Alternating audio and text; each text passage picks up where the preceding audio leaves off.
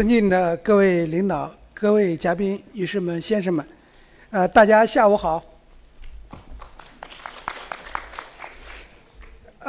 欢迎大家出席2025世界农业科技创新大会 WAFI 大会的分论坛，建立多样性韧性的农食系统。我是今天开幕式的主持人，中国农业大学经管学院思维。当前全球气候变化不断加剧，营养与健康问题日益突出，生物多样性持续下降，农业食物系统的可持续性正面临前所未有的挑战。如何构建一个既能适应环境变化，又能满足人类健康需求，同时兼顾生态多样性的食物体系，已成为全球急需回应的重大课题。面对这一挑战，本次分论坛旨在搭建一个跨学科高水平的国际对话平台，汇聚来自生态学、经济学、社会学等领域的杰出学者与专家，共同探讨如何通过科技与政策创新、国际合作与知识分享，推动生物多样性的保护与可持续利用，提升农食系统的韧性与抗风险能力，保障全球食物安全与营养健康，助力人类迈向可持续的未来。今天我们非常荣幸地邀请到来自世界各地的多位重量级嘉宾出席开幕式并发表演说和致辞，让我们以热烈的掌声对各位嘉宾的到来表示最衷心的欢迎和感谢。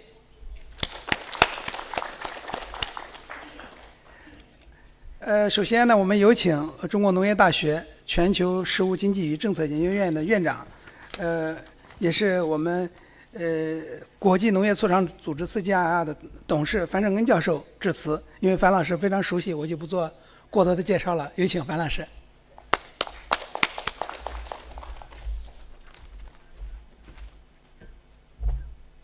Well, thank you, Professor Sui.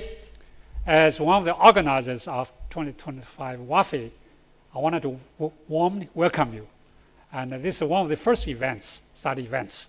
For your information, for the whole WAFI 2025, we have 30 to 40 study events like this. And we discuss various issues, climate resilience, nutrition, food security, hunger, and biodiversity, and beyond. So today's focus is on diverse food supply. As we know that climate is changing. And this morning I was so shocked to hear that the temperature in Europe has already risen by 2.2 degrees. At global level, we actually try to control the global temperature by 1.5 to 2 degrees in Europe. In Europe, already 2.2 degrees. So that's just so climate is changing. Climate will affect our food supply, will affect our livelihoods. And as many of you know, the agricultural, particularly unsustainable agricultural production or supply accounts for 70% of the loss of biodiversity. And biodiversity is our treasure. It's so critical for our future food and nutrition security. It's so critical for even building the resilient food system to adapt to climate change and to mitigate climate change. So today is very much focused on that. And I really hope you can really zoom in to discuss technologies, institutions, policies, and good business practices, even your own diets, to really shift our food system towards healthier, nutritious, and sustainable. And again, the diversity, agro-biodiversity is so critical. So I have several very sort of important friends here. Some of them goes back to 40 or 45 years ago. Robert Introveria, he used to run a very big research organization called ABC, Alliance of Biodiversity and SIA. So biodiversity is a core of that center. Then obviously, well, Zhang Lingxiu, I think even back almost 50 years, I don't know. So we were classmates in college. And Tom Arnold, I think he used to run a very big NGO called the Concern, humanitarian aid, particularly nutrition. I mean, he's one of the first is a pioneer to make sure that the food aid or the humanitarian aid can help to improve nutrition. And Chris Gary, the rector of the University of Central Asia, close to our neighbor. And he used to be a dean in Oxford, a top expert on climate change, on many issues, rural development and so on. So, and here, one of our founders, Hua Ning, and I just visited your New York headquarters during the climate week. So zero waste of food, so it was very inspiring. Obviously, I should really welcome the new director for gene banks of the whole CGIR. The CGIR hosts, the 10 gene banks. These are the really treasures of our human being, including one at the sea, by the way, right? Beans and tropical fruits and so on. So I will stop over here. So I give more time to you to debate, to discuss, and particularly bring some of the more practical solutions through innovations to tackle the key challenges we're facing today. So thank you so much. That's, again, welcome.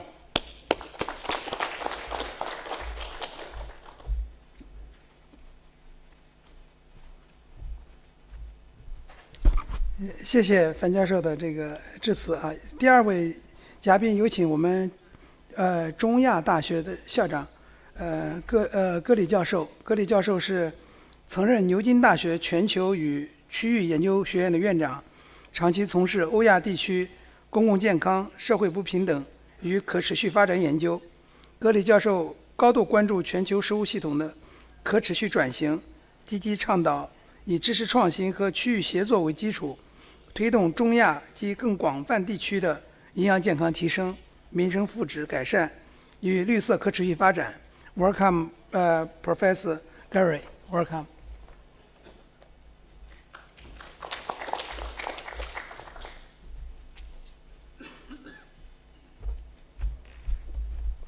Thank you so much. Dean Fan Schengen, thank you so much for inviting me, distinguished colleagues and partners.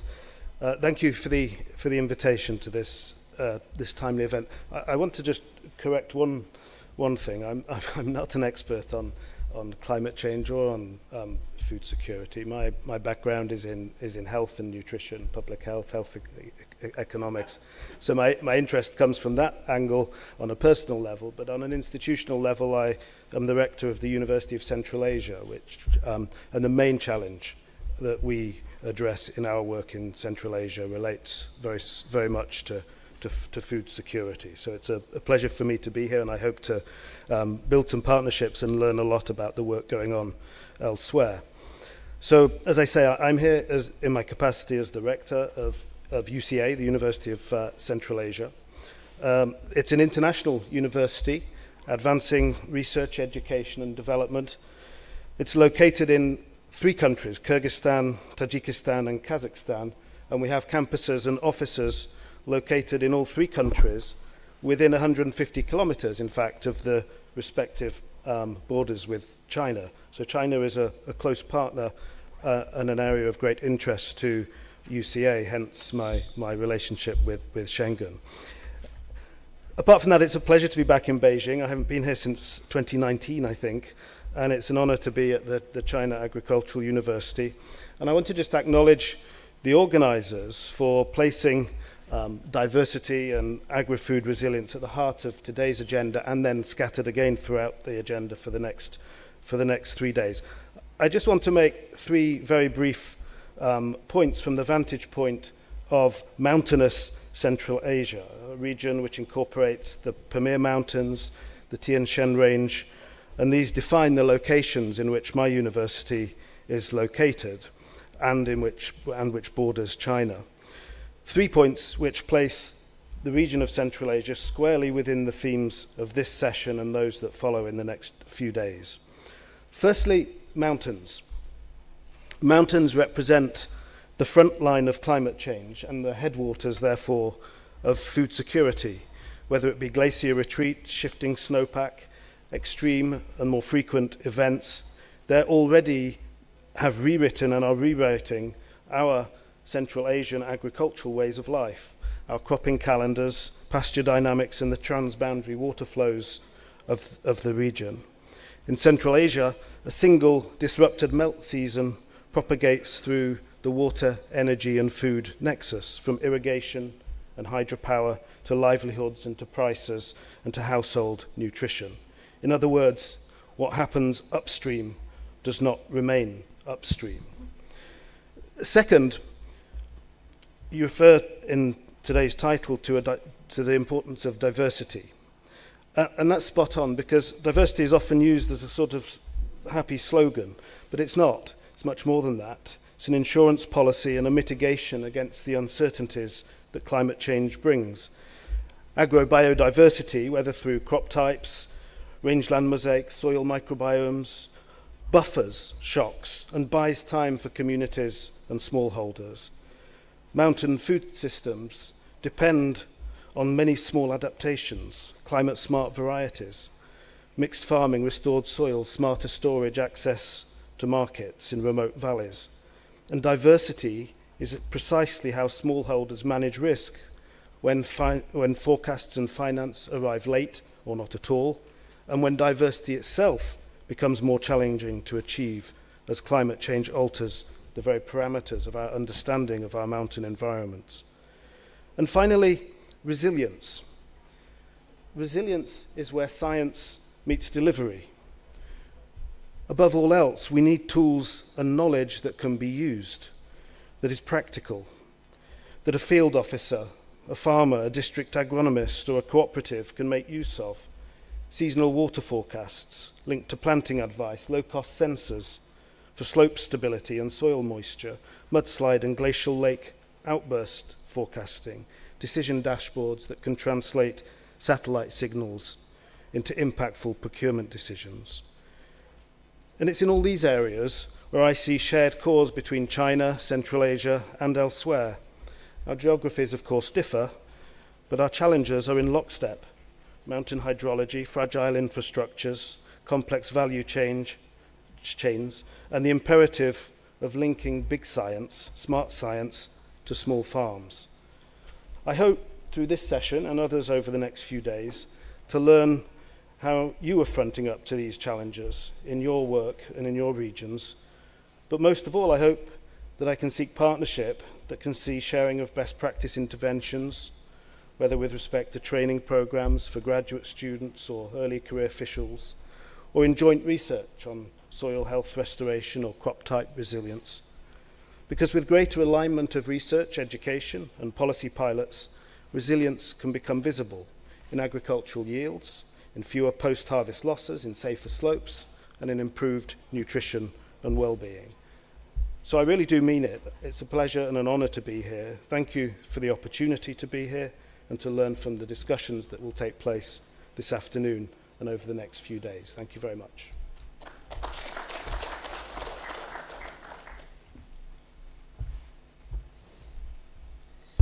感谢盖瑞校长的精彩发言啊！下面一位发言人是全球食物银行网络的董事会成员阿诺德先生。阿诺德先生同时也担任全球农业与营养事务体系专家组成员。他在全球农食系统治理、营养改善与减贫事业中做出了卓越贡献，长期致力于推动可持续、包容和公平的食物体系转型。积极倡导以政策创新与国际协作为基础，促进粮食安全、营养健康与环境可持续发展。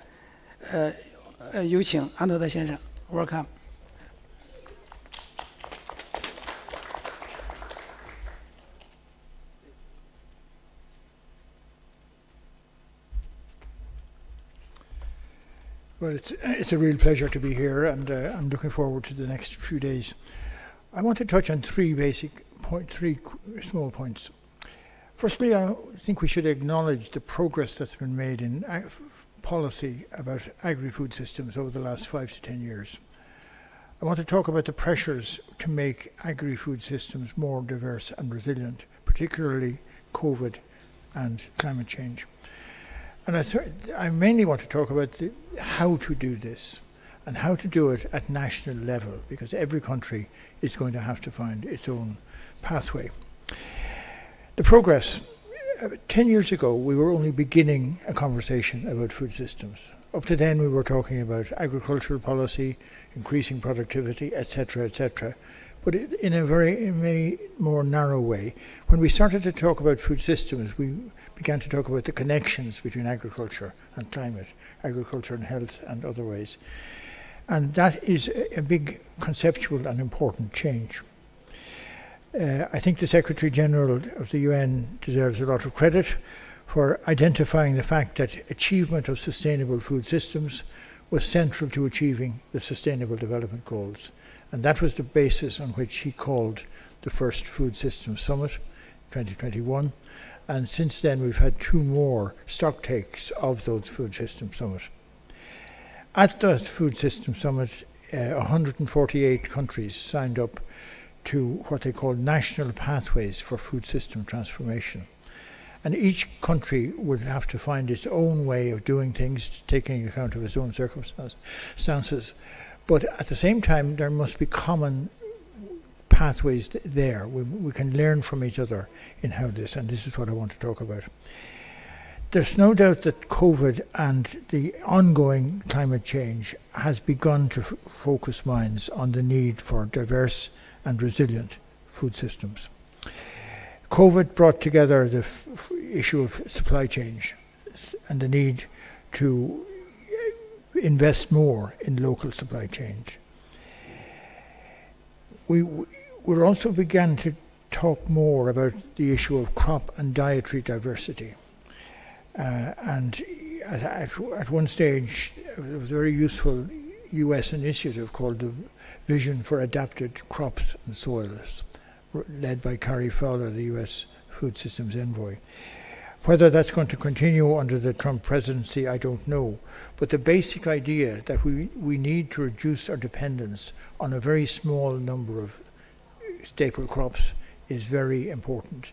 And the whole issue of what Carrie Fowler talks about, opportunity crops, the crops that are more climate resilient and more nutritious, need more investment.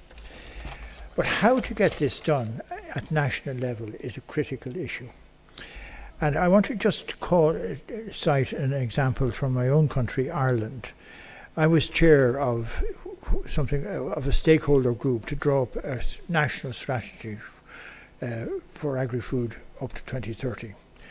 And what we decided was to adopt something called Food Vision 2030, which was the pathways that Ireland was going to choose to get to that point. And there's just 4 points I want to mention, which I think are maybe relevant to other countries. First of all, the fact of doing things on a stakeholder-led basis is important.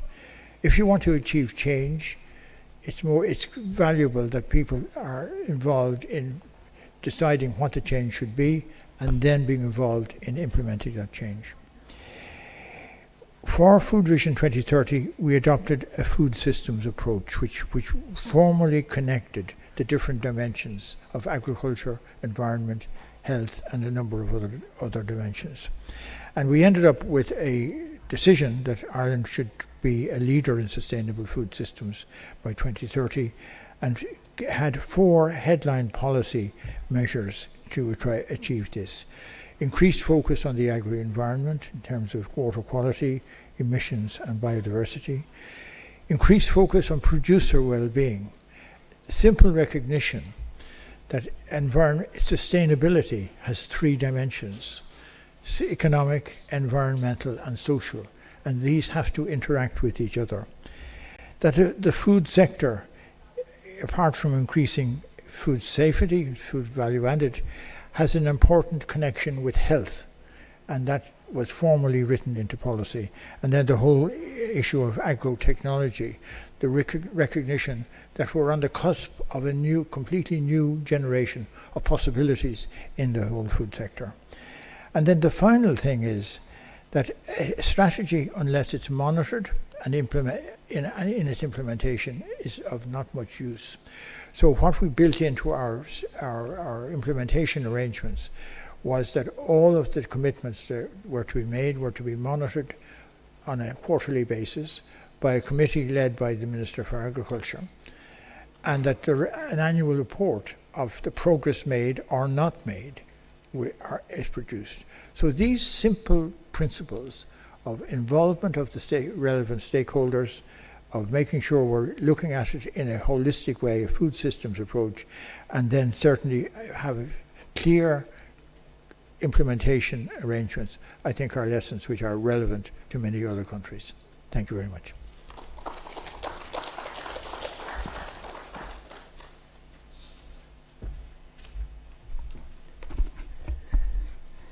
感谢安诺德先生的这个致辞啊。接下来是有请盖茨基金会农业发展高级顾问埃切维里亚先生致辞。埃切维里亚博士于2021年加入盖茨基金会，长期致力于全球农业与农村发展事务，尤其专注于农业创新与可持续发展领域。在过去的30余年中，他曾担任国际热带农业中心主任，并成功推动成立国际生物多样性联盟与 CIIT 联合机构，极大地促进了农业科研的国际协作与知识共享，也是国际农业领域极具影响力的专家与实践者。那么我们下面有请埃切维里亚博士 ，Welcome。Thank you. Good afternoon. It's a pleasure to be here, and I've been here many times in China, and this is the first time that I came without a visa. So I'm so happy to be here. Just walked to the airport despite my jet lag. So a pleasure again to be here. Thank you for organizers. We do have what it says there in red in the title of this meeting is super ambitious. It's a fantastic agenda that we all support, but it's very ambitious. So I will focus just my couple of minutes on perhaps focusing not only on all the biophysical challenges, but also on how we can innovate our international cooperation and knowledge sharing agendas to strengthen these agri-food systems resiliency that we all aim to achieve. And one first very modest suggestion is just to go beyond the diagnosis. I think we all share the same PowerPoints. I'm pretty sure we all share the same list of challenges, and we present these challenges all the time. And all of us here, we are here because we are convinced those are the challenges. So I think a first provocation, if I may, is how to move beyond those lists and think collectively what we can do about it. What are we going to do about it? So a few ideas. First, my bias is that we have globally underinvested in agricultural research and innovation, and the numbers are very clear, super clear. The landscape of funding for agricultural research and innovation is changing dramatically from the time that Schengen Fan and I started doing a PhD together. A huge change. $120 billion a year investment, half of that is private, but a fourth of that is China, and half of that is the US, and then a few other countries. And then you have, I'm coming from a very small country in the global south, 50 national research systems totally underfunded to achieve what we want to achieve here in the title of this. So this is one thing that we can and hopefully where I'm working now, we can help invest in this research and in innovation. The second one is to not only do the research, but try to link with the research policy interface, which some of you have already mentioned. If we cannot convince those who have a bit of power to improve the policies or to invest, we are not going to get to that resiliency. So I think we should also invest on, it takes two to tango, they say at home, that research and policy interface, what's in between? What can we innovate to get that a bit improved? The third one is strengthen regional cooperation. I think between the global issues and the global agencies And the reality of countries, there is something in the sandwich, something in between, which is all of these regional organizations, networks, many NGOs, of course, private sector. So all of that regional focus has been, I think, lost in the past. So I think we can focus a bit more on that one. And then finally, look beyond the production part. There is a lot of emphasis for good reasons in production. But we learned during COVID, as somebody was saying here, that the value chains are still resilient, and there is a lot of, in the middle stream of those value chains, very important actors that we should also focus, not only on farm production. So finally, who's going to do it? I think that, we are starting the afternoon, and we have a few days in WAFI, but I think it's very important to really try to cooperate, as some of you have already mentioned. To me, WAFI is a fantastic platform, not only to connect south-south, but also north. Where I think this challenge, it goes beyond the south-south. It will take everybody together. So all the elements, every time I think about who's going to do all of this, when we agree on the list of challenges for resilient agri-food system, who's going to do it? I look at the membership of WAFI, and I say, okay, we are all here. So there's no excuse. Thank you very much.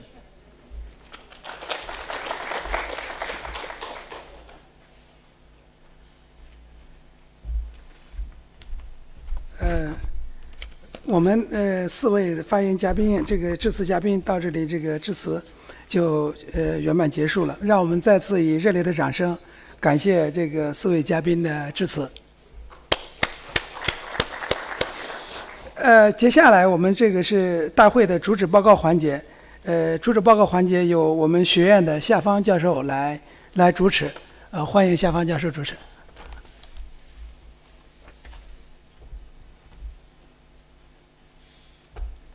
谢谢司院长。Good afternoon, everyone. I think the opening remarks set a very good and useful stage for our keynote speakers. And in this session, we will hear from 4 experts on biodiversity conservation, genetic resources, soil microbiology, and the policy pathways for resilient agri-food systems. They are Dr. Lin Xiuzhang, Dr. Vania Azevedo, Dr. Deborah Jarvis, and Dr. Didier Lesueur. I will introduce each speaker briefly before their speech. And our first speaker is Dr. Lin Xiuzhang. Dr. Zhang is director of the UNEP International Ecosystem Management Partnership and a fellow of the World Academy of Sciences. She is a senior research fellow at the Institute of Geographic Sciences and Natural Resources Research, Chinese Academy of Sciences, and an adjunct professor at the University of Chinese Academy of Sciences. Her policy-relevant research focuses on sustainable rural development, integrated resource management, and climate change adaptation. Please welcome Dr. Lin Xiuzhang.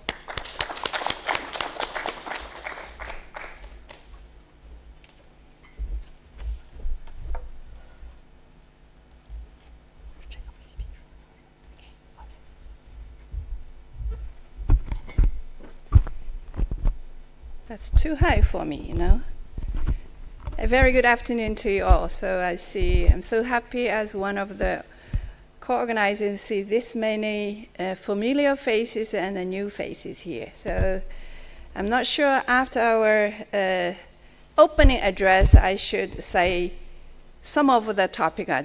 Anyway, I've already prepared, so I'm going to do. So I think a lot of people think about macro policies in global and regional, but I'm going to focus on the grassroots and the communities this time. So, but I think this is also a very good opportunity to do a bit of a self-introduction, because even Schengen, we've known for almost 50 years, I don't think he knows what we do at UNEP IMP, you know. And a lot of people say, what are you doing? I said, okay, we are UNEP's first collaborating center in the South and for the South. And of course, we complement and support because UNEP has a China office here. But I think the reason we are housed by the Chinese Academy of Sciences is because we could mobilize technical support from Chinese Ecosystem Research Network. and CAS institutions and beyond. So now we're working with others. But, of course, the noodle ministry of UNEP is the Ministry of Ecology and Environment, so we got the governmental support. But because we are a global center, we respond to member states' calls, so that's where we are, although here.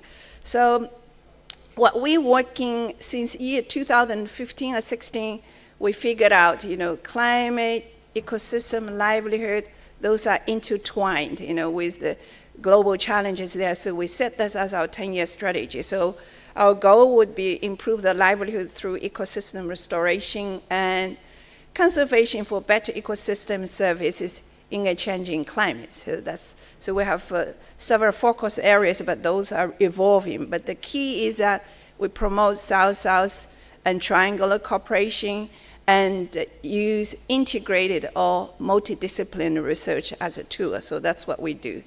And also, we not only, because it's interesting because UNEP is not a research organization, but the Collaborating Center partially is a research organization. So we play the role of initiating something we would want to initiate for collaboration.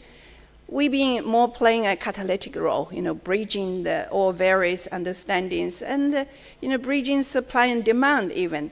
But we also play a very good convening power, as Ruben was saying, Tom or whoever at the keynote, the opening speech said science for policy, because we're promoting science for policy. And of course, as the key is for Chinese kind of sciences researchers, they need to produce. So we also implement projects. So we're not that high up, the UNEP, like we're normative organization, but we are landing on the ground as well. So right moment, we have four major themes: ecosystem-based adaptation, ecosystem restoration, but also, this is a topic, agro-biodiversity conservation and food system resilience. It's right on that's why we wanted to co-organize this event. Of course, gender, community development. Everywhere we go, I see how many, gender balance is in our participation. I found it's very nice today. We have, gender balance today. So as we said, we're a global center, so we're mainly working in Asian, Pacific, and Africa. So we're working, and some are in the Central Asia somehow, so like you were saying, so we're working some of there. So, and the other partner is really, the Farmer Seed Network. So, because my presentations, the results are coming from this too. So the organization is an NGO in China, but it's germinated at our center and is registered running in 2013 because they're working on, it's a platform network and facilitating linkages between rural and urban, but taking participatory action research, seed conservation, through seed conservation, sustainable use and innovation, and of course, living farmer seeds and local food and knowledge systems. So it's all are in line with today's topic there. So we are working together to using nexus approaches and integrating bioculture systems with livelihoods, and we promote multi-leveled, actors research network rather than just, we wanted to, some people take action. We need ideologies, we need visions, but we need people to take action. This is what we do. So with this one, so we're really complementary to each other. So we are acted on the ground, but reached the global level for policy impact. So that's a brief introduction about us. And I know I shouldn't be talking about challenges, but I think we start with challenges, but I wanted to bring opportunities as well. As working for UNEP, every day we're talking about, we're addressing, UNEP's midterm strategy is also trying to solution-oriented actions for addressing the triple planetary crisis, climate change, biodiversity loss, and pollution. So we know these intertwined challenges are really posing great challenges to the agri-food systems. This is why we wanted to call for food system transformation, because we know business as usual will not take us to anywhere, even in the food system and agriculture. And we know, we always review our progress on the SDGs. We know, goal number 2, zero hunger, right? So we have a lot of percentage of regression. So we're not progressing that way. This is something we're so concerned, among other things. So this is the reality. And, Schengen was saying agriculture is responsible for 70, but I guess it was 80% of the biodiversity losses, yet agriculture have to continuously feeding growing population. So we know lots of reports were talking about that. And also agrobiodiversity losing and increasing uniformity in both production and consumption threaten the health, both human and nature. And I don't want to read these papers because I think a lot of people have the memory of those percentages loss of both animals and plants. But in China, with major staple grain varieties, 3 staples, we had 16,000 in 1954 and reduced to 3,420. How many years? That's reduction about more than 70%. That's a challenge. But yet, we still have lots of small crops and rich variety vegetable biodiversity in the fields, in the hands of farmers. That's why this is what I'm going to talk about. Because these are the basis of our diversified local food systems. We said we wanted, the topic is diverse food systems. So we have lots in the hands of communities and farmers. Because the fact is small farmers, farmerholders, and the local communities and indigenous people, they are major forces for agri-food system transformation. If we believe that, we can work on that way. So because these numbers I'm not going to read, but that's about China. Definitely smallholder farmers consist of the major part of agricultural forces in China. I think in the majority of developing countries as well. So we need to pay attention to these small communities and farmers. So now I wanted to shift it to, I don't have a control of the time, so someone would give me a shout when my time is up. Okay. So living seeds and grassroots wisdom. So this is what I'm going to introduce, the real substance, what we do. We're working with indigenous people, local communities to establish community seed banks. This is not new for China, but we're working in China. It's not new of a concept, but many countries have been doing it, and we're doing a lot of this in China. What we do is, through biodiversity mapping and registering and documentation and establish community seed bank and PVS, and also multiplication in diversity blocks and where. So lots of the things are done in the field by the farmers. We even, we even have enabled a few farmers become a farmer seed breeders, and they've been traveling to different parts to share the experiences. Of course, a lot of the things we wanted to mainstream is how farmers seed network linked it to the traditional knowledge, and that could be a value addition for the formal seed system. So in China, we have very strong formal seed system, but a lot of varieties are in the hands of small communities, not in the gene banks. But we're working with them. We believe this is a very good and supplement for this. This time, it's not only we conserving, registering that, we wanted to revitalize it. So through certification and so on, others were doing. So this is one example in one of the Jihaz village where they register community registration form, and they also have different things recorded there. So each of the case study places, we have this kind of thing. And right now, community seed banks are growing in China. So in the last 10 years, we are growing up to 60 community seed banks in 11 provinces. So that's a really, it's not all done by us. We have partners, other NGOs are also doing this. But really, we're complementing each other, and we're working together, to really trying to document and preserve these living seeds, become the foundation of the gene basis of our culture. So we also do seed fairs in different parts, bring the producers together to the consumers in the food court or farmers market, and linking farmers to consumers directly. So introducing different varieties and even the characteristics of those products, because a lot of those have never been to the urban areas. So through these kind of things, we could do some education. And of course, one of the examples I wanted to use is the beans, because the team initiated a bean project. Sometimes I think Yun Yue was, Professor Wang was part of this initiative there.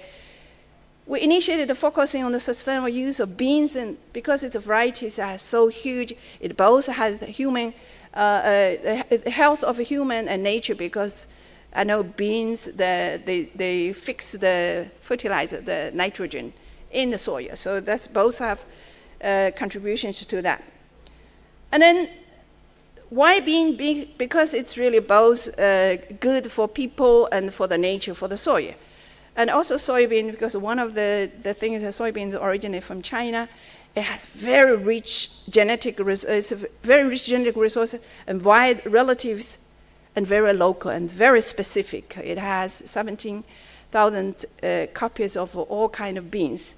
And soybean food culture is very rich in China.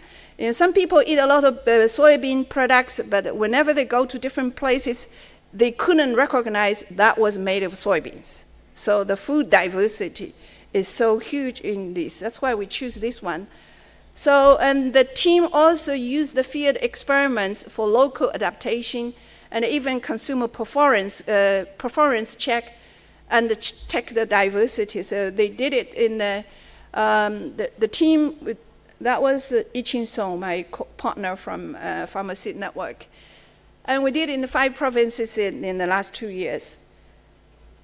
So what I wanted to see the results is 207 soybean varieties and 81 bean varieties were tested for local adaptation, food performance biodiversity initiated in the 2 provinces.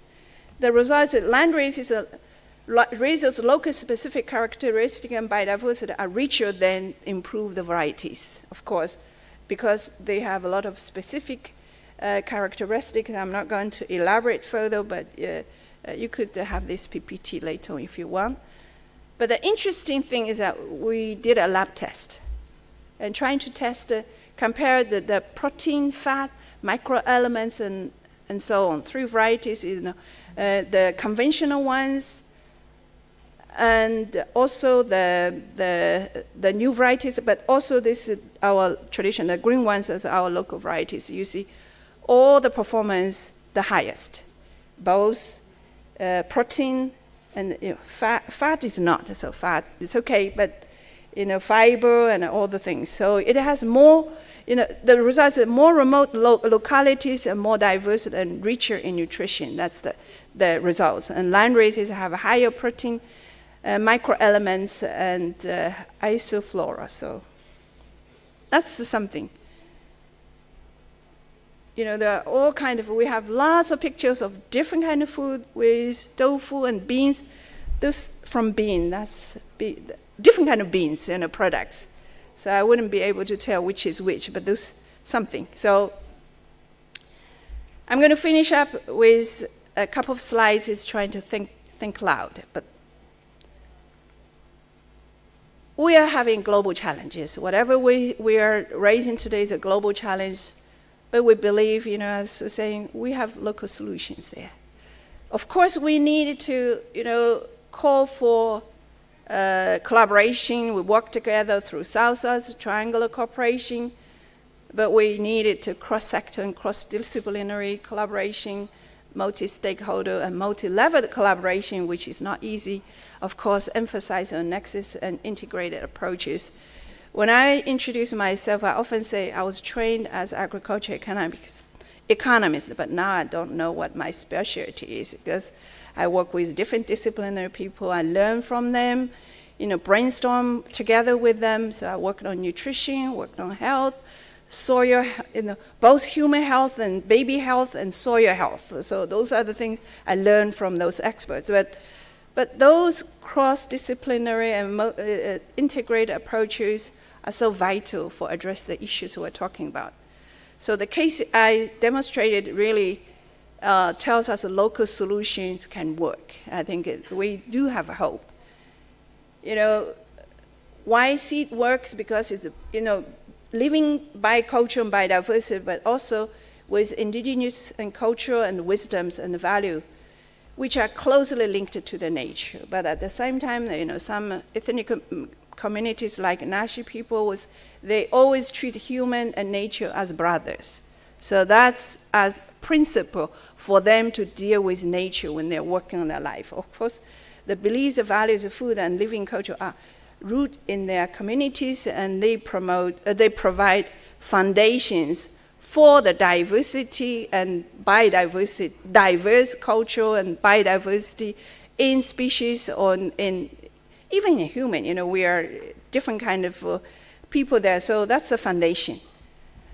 And enhancing farmer seed systems and link to the formal seed system can increase the resilience of seed systems in general. So, of course, it will bring diverse kind of choices for people, and thus it would be improving the food system resilience or agri-food system resilience. That's what we think is the causal relations, and not that kind of scientifically, but in action, it proves that kind of linkages. So this is the last message, the last slides I wanted to say, carry away. In pushing for food system transformation, we must remember all of those questions, you know, how to preserve rich biodiversity and cultural diversity, and how to protect the rights of indigenous people, local communities, who really are custodian of biodiversity, as we say, the Kunming-Montreal GBF framework was saying, and how to empower local communities, indigenous people, and women farmers. I don't want to expand it to another one, how women play a role, but they are very important in the topics we're talking. And very crucially is how can we make sure that process is truly inclusive for all? And this is a task that we need to carry home. Thank you very much.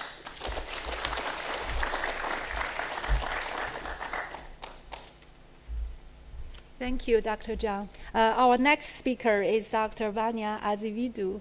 Dr. Azevedo is Director of CGIAR Gene Banks, an expert in genetic resources conservation with 18 years experience. She previously led the biodiversity science skill at CIP, focusing on in situ and ex situ conservation, accelerating use of genetic resources, and cryo-water development. Let's welcome Dr. Vanya Azevedo.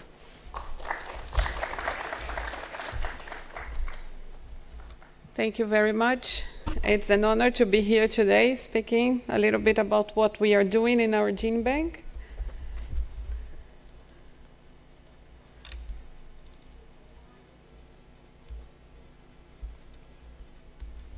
Thank you.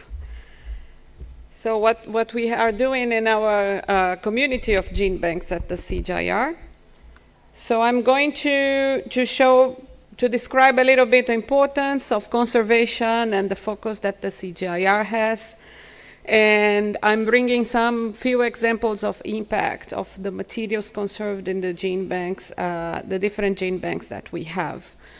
So we have heard already how important crop diversity is. This is where rely the options for more diverse and resilient and sustainable farming. We know that all our agricultural system, of course, is based on crop improvement, breeding, very homogeneous varieties, highly productive. But if you need your varieties adapted to something else, you need to have a place to go back and look for it. And that is what the gene banks are doing as one of the methodologies for conservation. Of course, that in situ and ex situ conservation are two highly important methodologies that complement themselves. But if you do not have this diversity somewhere for you to look for the new traits that you need, then our lives will become much more difficult, and especially for the future generations. So agriculture is our shared heritage. We are all dependent on each other's diversity. I come from Brazil, and our main food there are beans and rice, and none of them were originated in Brazil. And I'm sure that here in China and anywhere else, everybody eats crops that were originated somewhere else.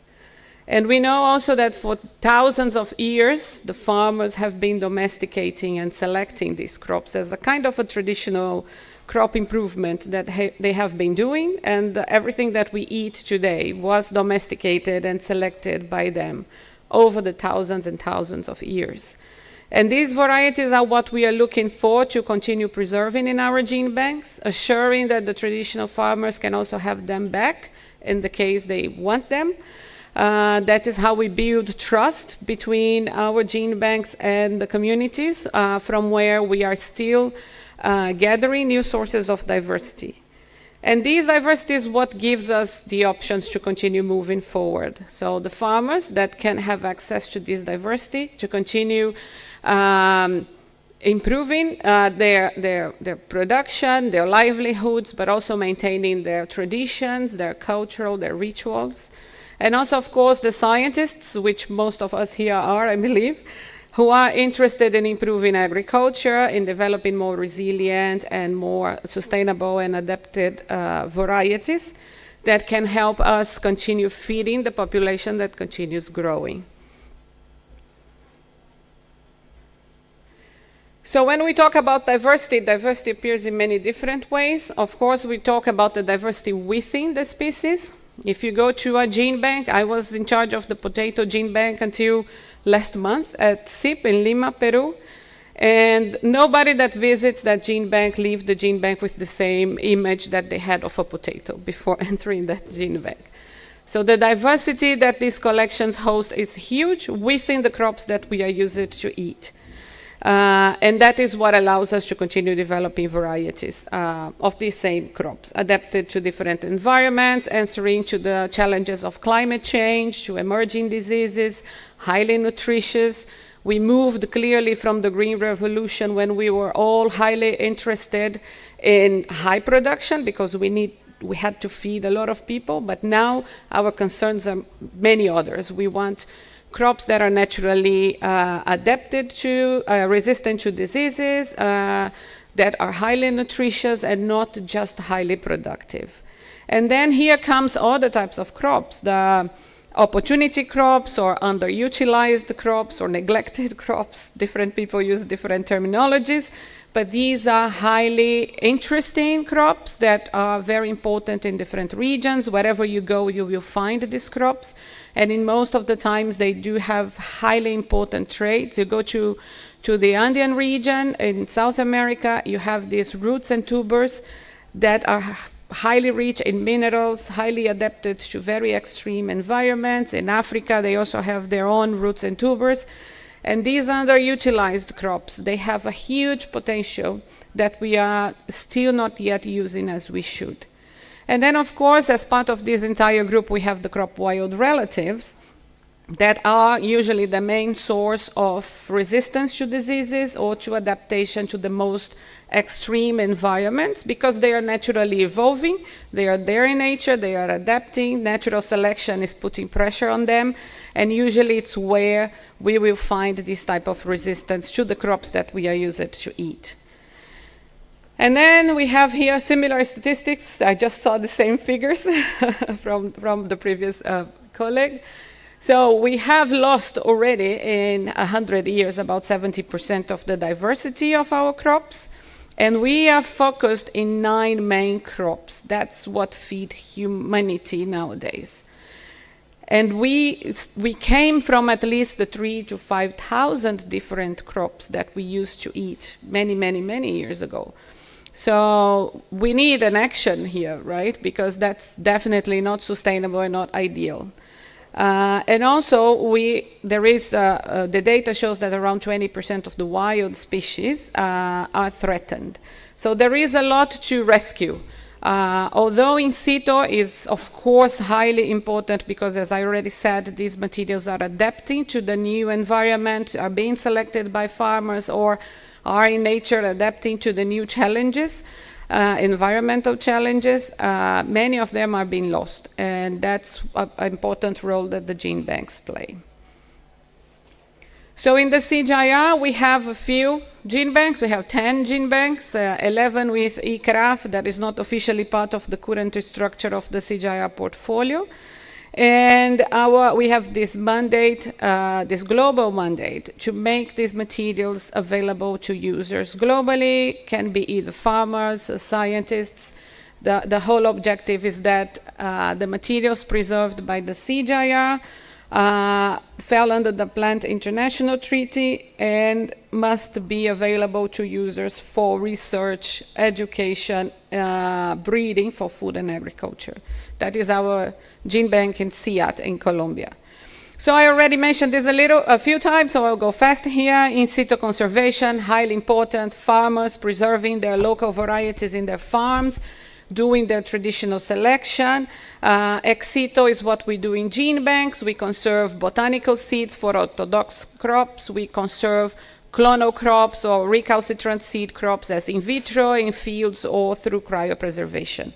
And they are in facilities, in controlled environments. We have standards to follow because these materials must be available to people everywhere in the world. A general picture, this is from the last report from FAO 2023, how these are the biggest gene banks in the world cataloged nowadays. The smaller bar that you can see talks about 100,000 accessions, at least 10,000 accessions. And, 60,000 accessions. So there are many more gene banks. We are about 1,000 gene banks globally, and that's easily explainable. Every country, of course, wants to be self-sustainable in the crops that are important to them. But we see very big gene banks reported here in different countries, such as the United States, India, in Japan, in Australia, in Brazil. So there are many. Of course, China has one of the biggest gene banks as well, although it's not showing there. And in blue are the CGIAR gene banks that I'm going to be talking about. And of course, we fell under the SDG 2, target 2.5, that we saw that we are not progressing, we are regressing in achieving the targets. But in terms of ex situ conservation that is mentioned in the target 2.5, for plants, we have been dedicating our lives for the past 50 years, many different generations, that were in charge of the CGIAR gene banks to continue gathering this diversity in situ that we did not find yet. And as I already mentioned, of course, every work that we do falls under the International Plant Treaty that assures a multilateral system for germplasm exchange for food and agriculture, because food is something that everybody in the world needs, and we must assure that this germplasm can reach the countries and the people that need them. So interesting information about the CGIAR. We signed agreements with FAO in 1994 when the collections were put in trust with the international community. It means that the collections don't belong to the CGIAR, but it means that we hold this material for the international community. And here is where we are, all our gene banks. So we are all over the world, and the different gene banks have different crops based on the mandate of the center and also based on what is important in the region or center of origin of the crop. Again, I mentioned that we need we have very high level standards to fulfill, because we need to assure that these will be available for the future generations. I'm going a bit fast because my time is ending. And germplasm health, of course, is one of the most important topics for us, because we need to assure that we are sharing seeds and not diseases, right? We don't want to contaminate any country.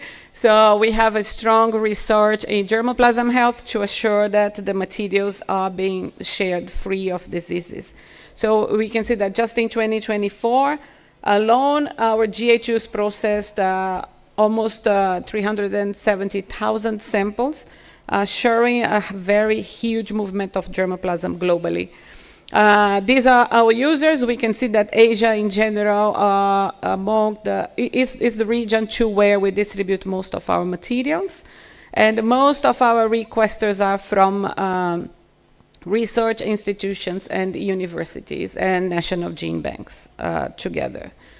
And our objective, of course, is that through science we can impact thousands and thousands of farmers. Very briefly, I'll go through some examples of impact.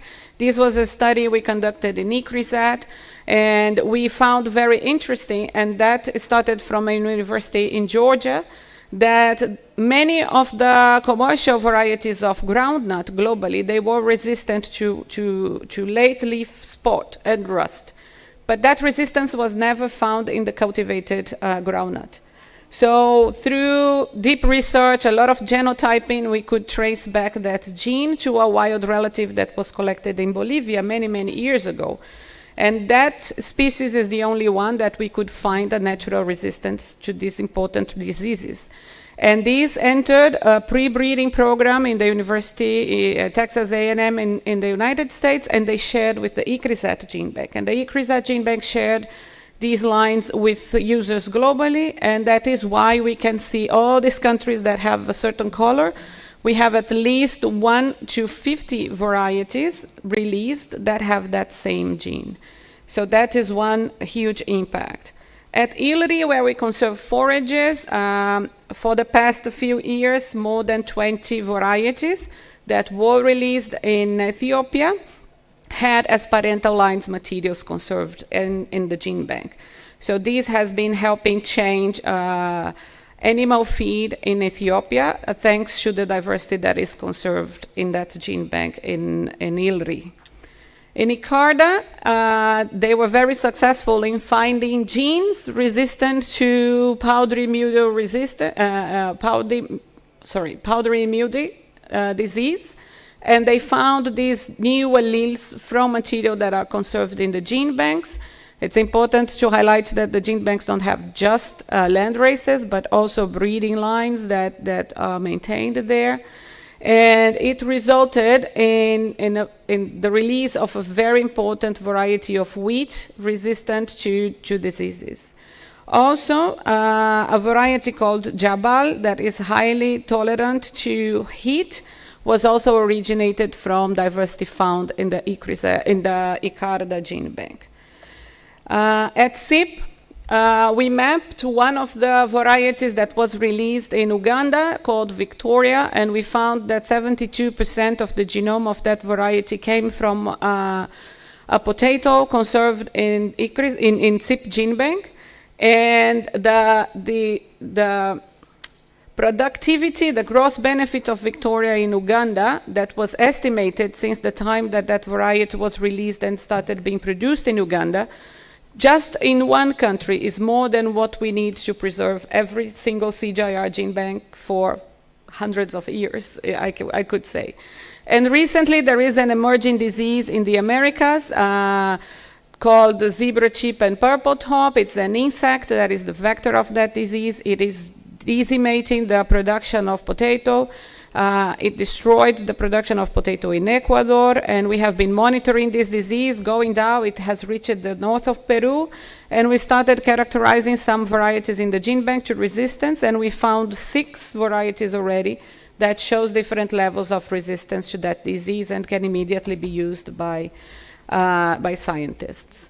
In Africa rice, we have this big list of parental lines that have been used from the Africa rice gene bank to develop the Nerica varieties that are very well accepted and recognized by farmers. And we see how, because of the success of these varieties that were developed, how different scientists globally are highly interested in using these parental lines to develop their own varieties, because they bring these different types of traits like high yield with good weed suppression, taller plants, so easier to harvest, early maturing, and also high protein content. And the last example, I believe I already crossed my time, is a recent study that the IRI gene bank in the Philippines is doing. They are using AI to identify, to cluster the accessions by traits, passport data, seed traits. So they use a combination of data, and they cluster these materials before taking them to the field. So it allowed them to put 60,000 varieties at the same time in the field and characterize these clusters for yield and resistance to salinity. This was done in Vietnam. And very interestingly, we see the gene bank's varieties in blue, and in red are the best commercial varieties in Vietnam. And these varieties that were collected in South America and that were sitting in the IRI gene bank for decades without anybody using them, they showed much higher yield than the best commercial varieties produced in the country. So there are treasures hidden there that we have not used yet. So there is no sustainability or resilience without diversity. That is very clear, and conservation is highly important, both in situ and ex situ. There is a treasure sitting in gene banks, and we still need to do a lot of research to find and identify these very interesting genes. And we need to continue rescuing the diversity that is being lost in situ. We already showed these big numbers of biodiversity loss. I will end here. Thank you very much.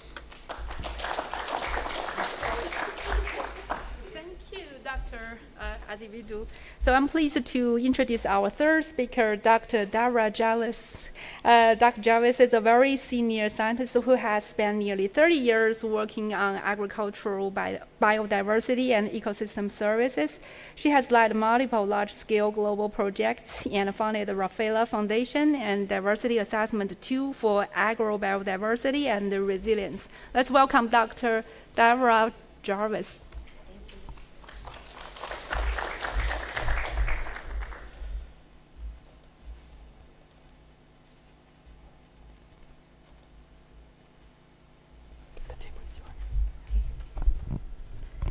Okay, thank you very much, and I really appreciate having the chance to be able to speak with you today and the invitation organization by the committees. Today I'd like to talk about how agrobiodiversity is a critical component for ensuring resilience in agri-food systems. It's nice I followed my other colleagues because I'm going to talk more about the use of this diversity and how we can, as Ruben has mentioned, do we have a process that we can get this diversity into our agri-food systems? So what I'd like to focus on, because often food systems and climate change modeling, they forget about the intra-specific diversity, the vast amount that was just talked about, not only of crop varieties, but livestock breeds and aquatic farm fish types. As we have mentioned, there is still a lot of diversity out there, and these are from very different studies that showing that a lot of diversity is still in the hands of smallholder farmers because it's part of their agri-food systems. And the idea, though, is not to keep it as a traditional farming system or just to conserve it, but can they profit and live and have a better system based on their local diversity mixed also with improved varieties. So agrobiodiversity is not always the solution everywhere for agri-food systems, but there are areas where we've seen it works.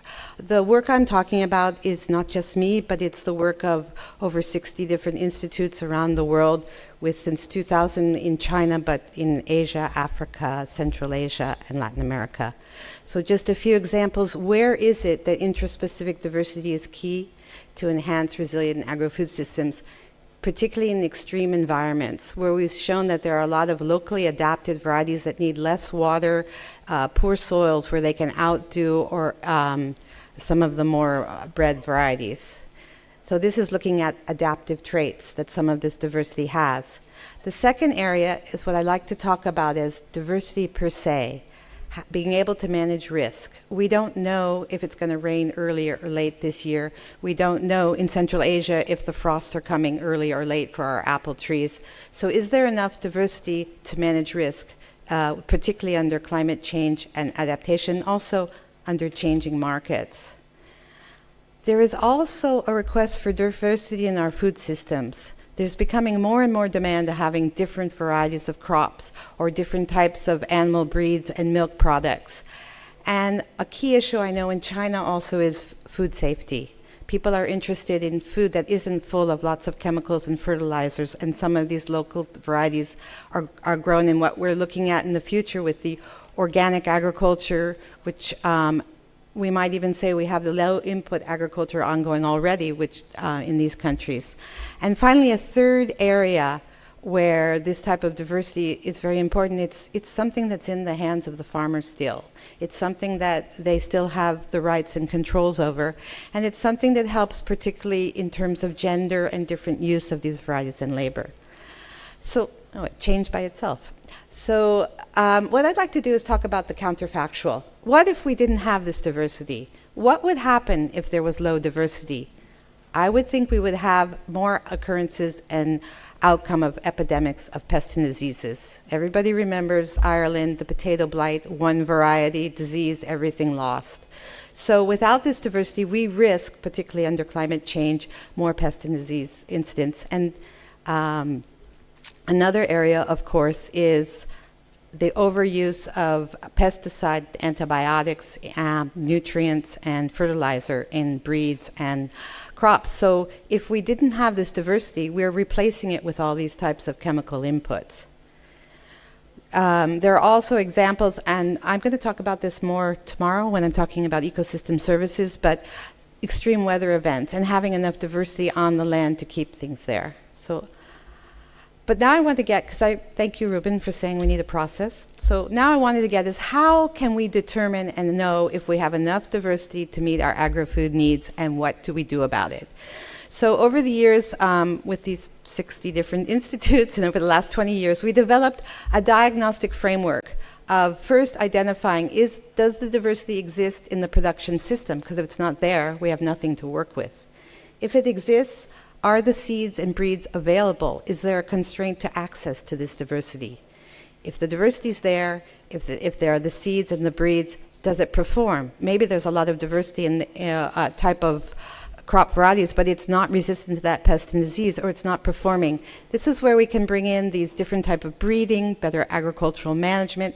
Maybe it's an issue of information. Maybe these varieties are better, but people don't know because the information on it. And so maybe it exists, it's accessible, it performs, but the farmers are not benefiting. So how do we remove the constraint of the middleman and ensure that those producing these materials are actually benefiting it so they can benefit from the system? So we have developed, based on all this work for the last, well, it's really 25 years, 30 years, of a tool that allows us to assess the amount of crop genetic diversity, livestock diversity, and we're working with FAO also to look at farmer fish types, so the intraspecific diversity, so it's put into decision-making tools for those in agricultural development. And it's a free tool with a web interface and an Android app, and it's available in English, French, Spanish, Chinese, Arabic, and Russian. Okay, and was developed together with these different institutes with funds from UNEP. Thank you for the UNEP people that were here. So just to show you a little bit about it, you can decide on that. You can set up anybody. It can be a national program. It can be an NGO. Anybody can use this tool. You can choose your crop that you're interested in, your livestock. Your aquatic is still not developed. As you can see, it's also available in Chinese and other languages. And the methodology is that the first step is, the idea is not just assessing diversity, but linking this diversity to the goals and constraints that farmers have, and then helping them together in the tool decide what intervention to do. What can we do now to make this diversity used and to profit and benefit the communities?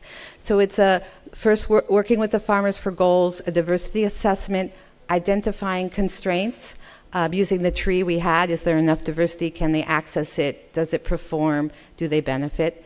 And then once collecting this, going back to the community and working with goals and helping them there's over 100 different interventions for crop and over 80 interventions for livestock on how, if this is the diversity they have, this is the constraint they have, this is an intervention they might choose or not choose to help overcome that.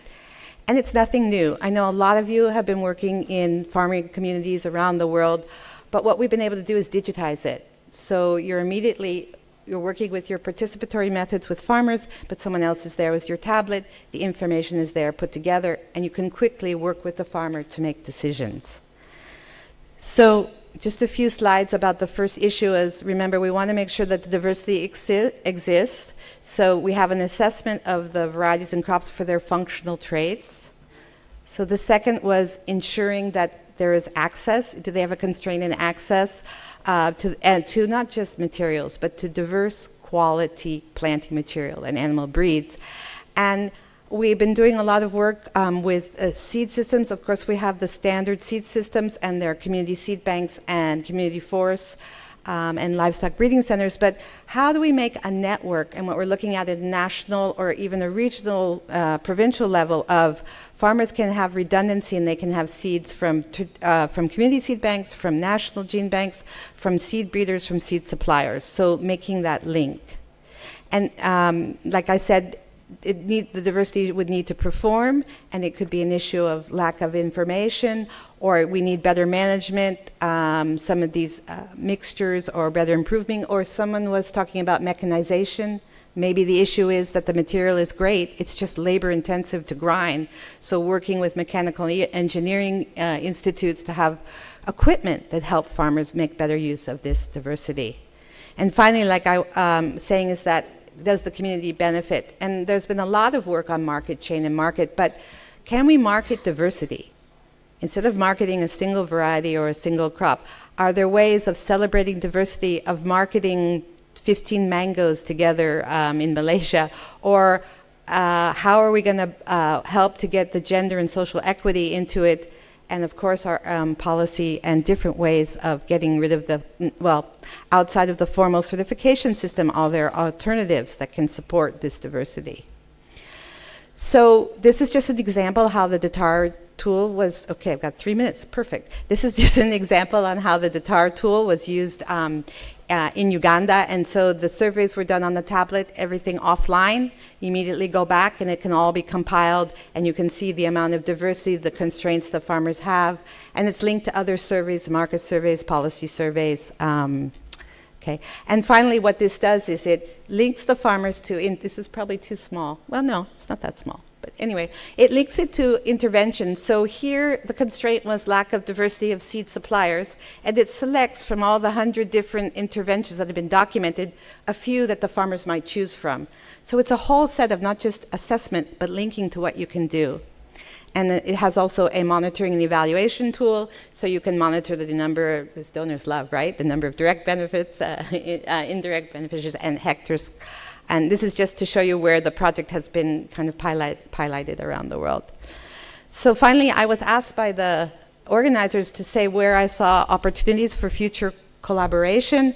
And I think it's this whole idea of mainstreaming, enhancing agrobiodiversity assessment linked to this proper interventions. By getting these type of tools into the mainstream agriculture and ensuring that this interspecific diversity is not forgotten. So being able to have a whole bunch of DATAR trainers, training of trainers in national programs globally. Further development, of course, of the tool with different interfaces, and we've been talking about the international treaty about using it to help them for their benefit sharing fund, or having different types of way of linking to other data sets. And there's a second area, which I didn't really present here, but I think it's really important, is actually the education institute and curriculum capacity.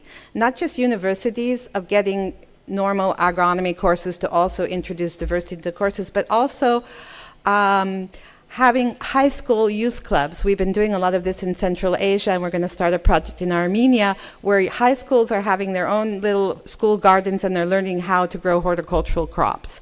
So getting it not just at these graduate or short courses, but having a capacity built through with the Ministry of Education through the different school levels.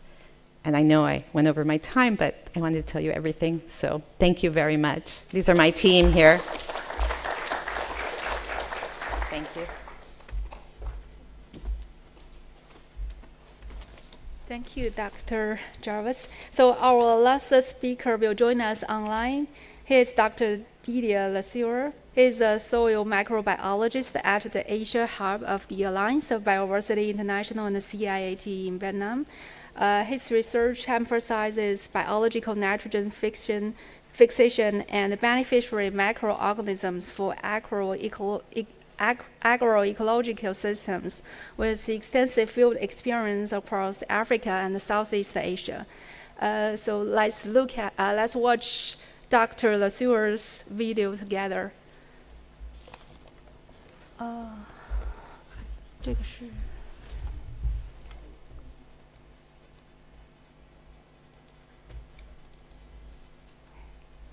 Good afternoon, everyone. Greetings from Hanoi. I'm very happy to have the opportunity to talk to you about soil health, agroecological practices, and sustainability of the agricultural food system. So here is the outline of my presentation. I will start by some generalities about agroecological practices, soil health, I will explain you why by taking care of soil health you can sustain food agricultural system. I will give you some example of success stories we got through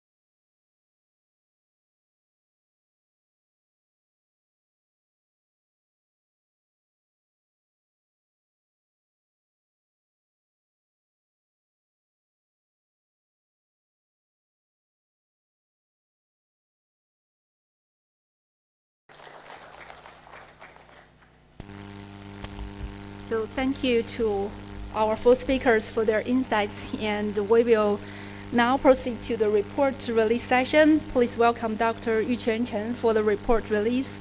Dr. Chen is Associate Professor at the Academy of Global Food Economics and Policy, China Agricultural University.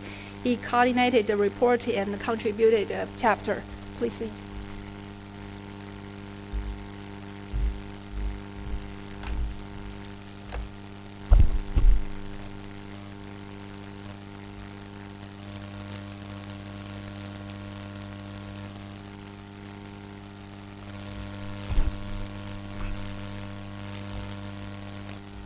Okay, the last part before the break.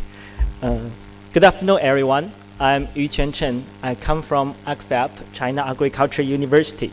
Today, I'm very pleased to share the main findings of our report, New Type of the Agriculture Business Entities and Low Carbon Sustainable Food Supply.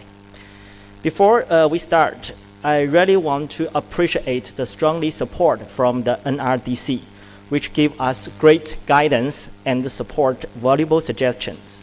And I also thanks for all the input from our invite external experts. So at the very beginnings, thank you again. Okay, as we all know today, our global food system is facing multiple challenges, including food security, insufficient nutrition, and high greenhouse gas emissions from the agriculture sectors. And one of the reasons is our food system relies heavily on a few major crops and live products, such as wheat, rice, and meat. This concentration had made our food system both environmentally unsustainable and nutritionally limited. So we believe we need to take actions. There are two directions we think we could head.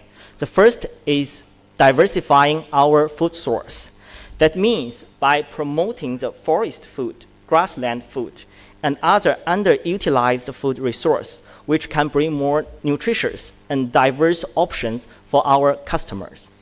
The second way is growing our traditional food supplies by improving the production more efficiencies and reducing the environmental footprint of the major staple food. We actually can reduce the negative impact of our existing food system. So, according to this, our report is divided into three parts. In the first part and the second part, we are discussing the multiple effects of increasing the forest food and grassland food. And in the third part, we try to explore the pathways to reduce the carbon emissions in traditional food sectors while enhancing the biodiversity and the ecosystem's health. First, forest food. What do we mean by forest food? According to our official definition, forest food encompasses edible plants, mushrooms, nuts, fruits, herbs, and species sourced from the natural forest or cultivated within the agroforestry systems. You might be surprised. In China, forest food is the third largest dietary category for Chinese customers, following grain and vegetables. This highlights its importance in our national food system. And if we look at the trend and the volume, the annual yield of the forest-derived food in 2023 existed 225 million tons, with per capita productions approximate to 130 kilometers. There are normally two sources. The first comes from economic forest, which are specially established for producing the food and industrial materials. Some of the forests in China are working as we call ecological forest to protect the environment, but this kind of the forest are normally used to deliver economic interest and products to the society. Another one we call the underforest economies, which make vertical utilization of the forest land and space. For example, cultivating the edible plants or raising animals beneath the trees' canopies. And here we have some numbers. As you can see from here, that in the past decades, China has experienced steady and impressive growth in economics, forest product, and underforest economics. From 2013 to 2023, the output value of the economics forest product increased from $128 million to $261 million, with the annual growth rate 7.3%. And the sectors of the underforest economic experiencing a much rapid growth, from 48 billion to 161 billion, 12.8% growth rate per year. Not just the impressive growth rate, we also can see that the sector of the forest food provides the job for the rural citizens. And many of them actually are called business entities. Most of them are cooperatives and enterprise. Now we look at the inside, the structures of the forest food. As we can see from here, the forest food is still dominant, account for almost 18% of the total output. But we are also very happy to see that emerging sectors such as nuts, vegetables, and woody oils has also expanded rapidly, driving diversifications and protect our food security. Another new trend we can see from here is woody beverage and medicine plants are also rising. This actually reflects the new lifestyle of the youngsters in China, that they embrace a health-conscious diet and sustainable ways of living. Okay, we believe that this trend could not stop in a while. In fact, it has very great potential. From the supply side, we can see that the forest area in China is keep growing. But if we look into the yield, the China forest food yield remains significantly lower than the international benchmark. We here use apple as an example. As you can see from here, in China, the yield is 22.3 tons per hectare. But compared to the peak in New Zealand, 48.6. So there is still a big gap. Of course, this is the gap somehow is belong to the different growing, due to different growing conditions or weather conditions. But technological innovation and improved varieties can still play a major role in raising the productivity and the qualities of the forest food in China. And from demand side, we can see that as the income level rise, the Chinese customers are increasingly seeking more diverse and healthier diets. They are shifting away from high-fat, high-meat traditional diet to food that is lighter, more nutritious, and rich in natural ingredients. So we believe that the forest food is well suited for this trend. The next part of our report, we want to quantify the multiple impact of increasing the forest food production. We here use our self-development model, which called the SCAU model. And we generate 4 scenarios. The first is benchmark scenario, and we also create 3 separate ones. We assume that the forest food production can increase by 10%, 50%, and 100% respectively.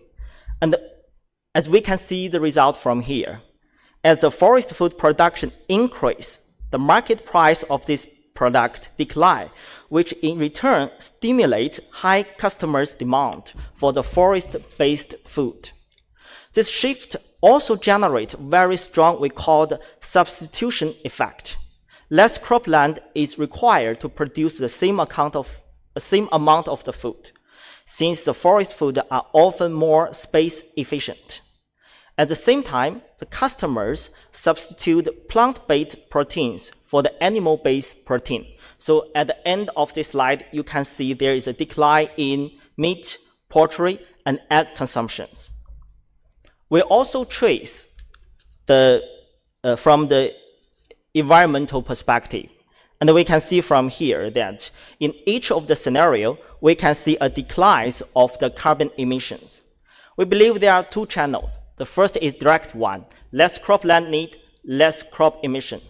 The second one is indirect effect.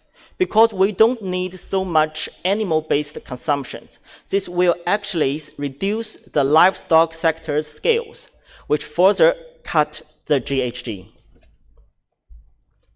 Okay, and again, we really appreciate the help of the NRDC and also that Professor Yang from the Yunnan Normal Universities.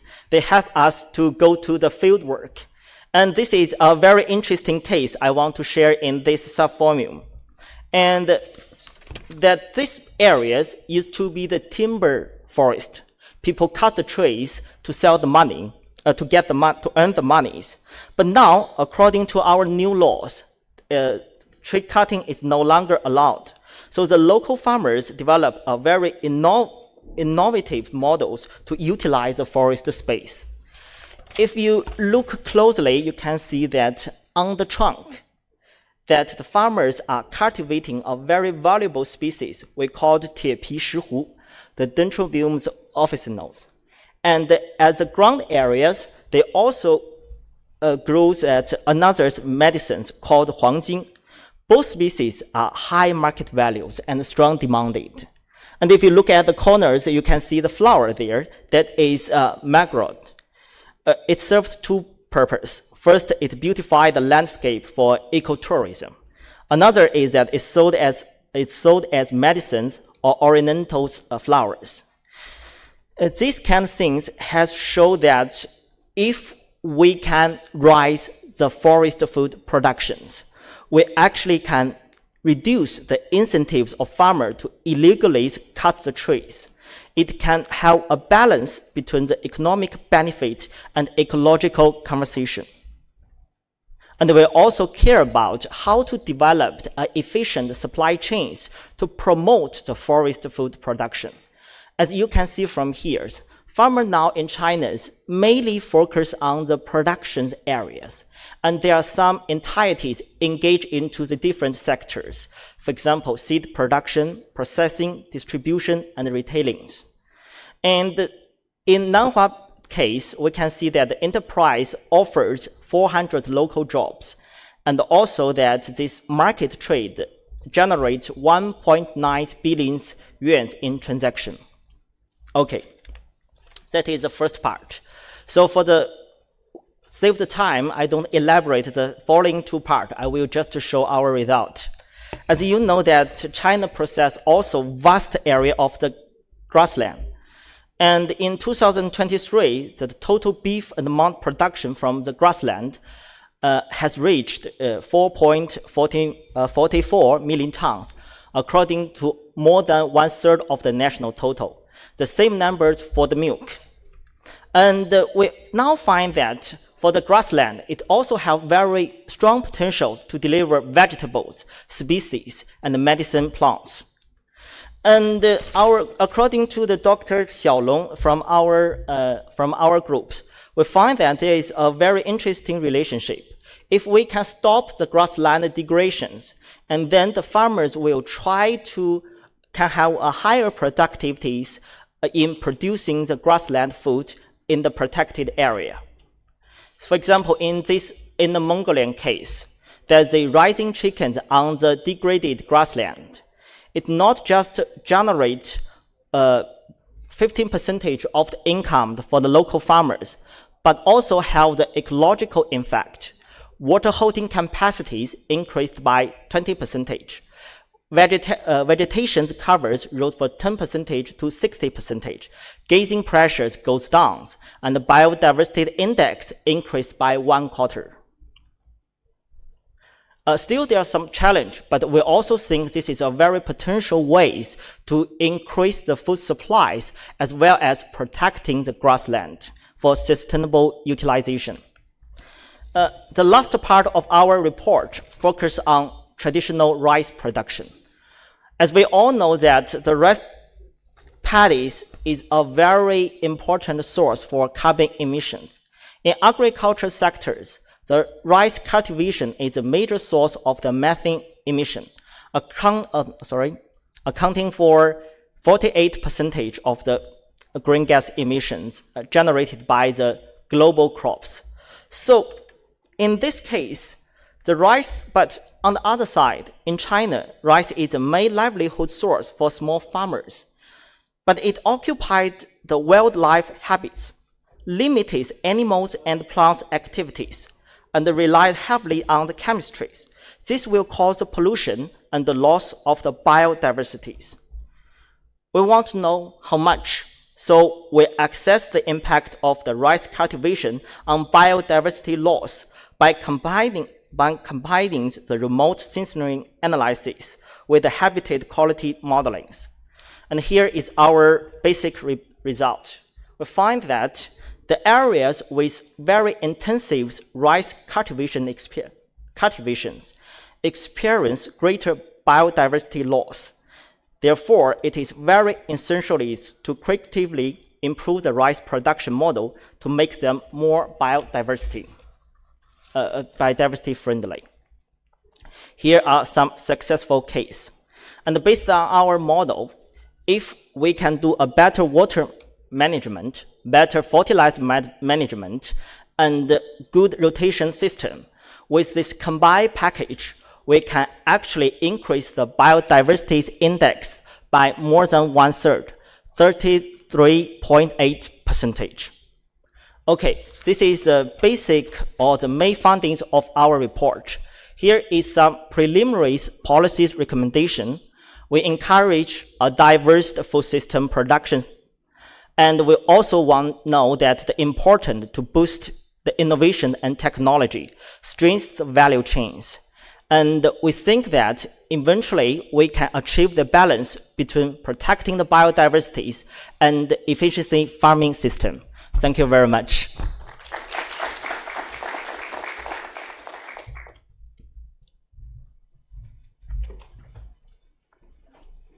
Thank you, Yuquan. Will you publish the report online?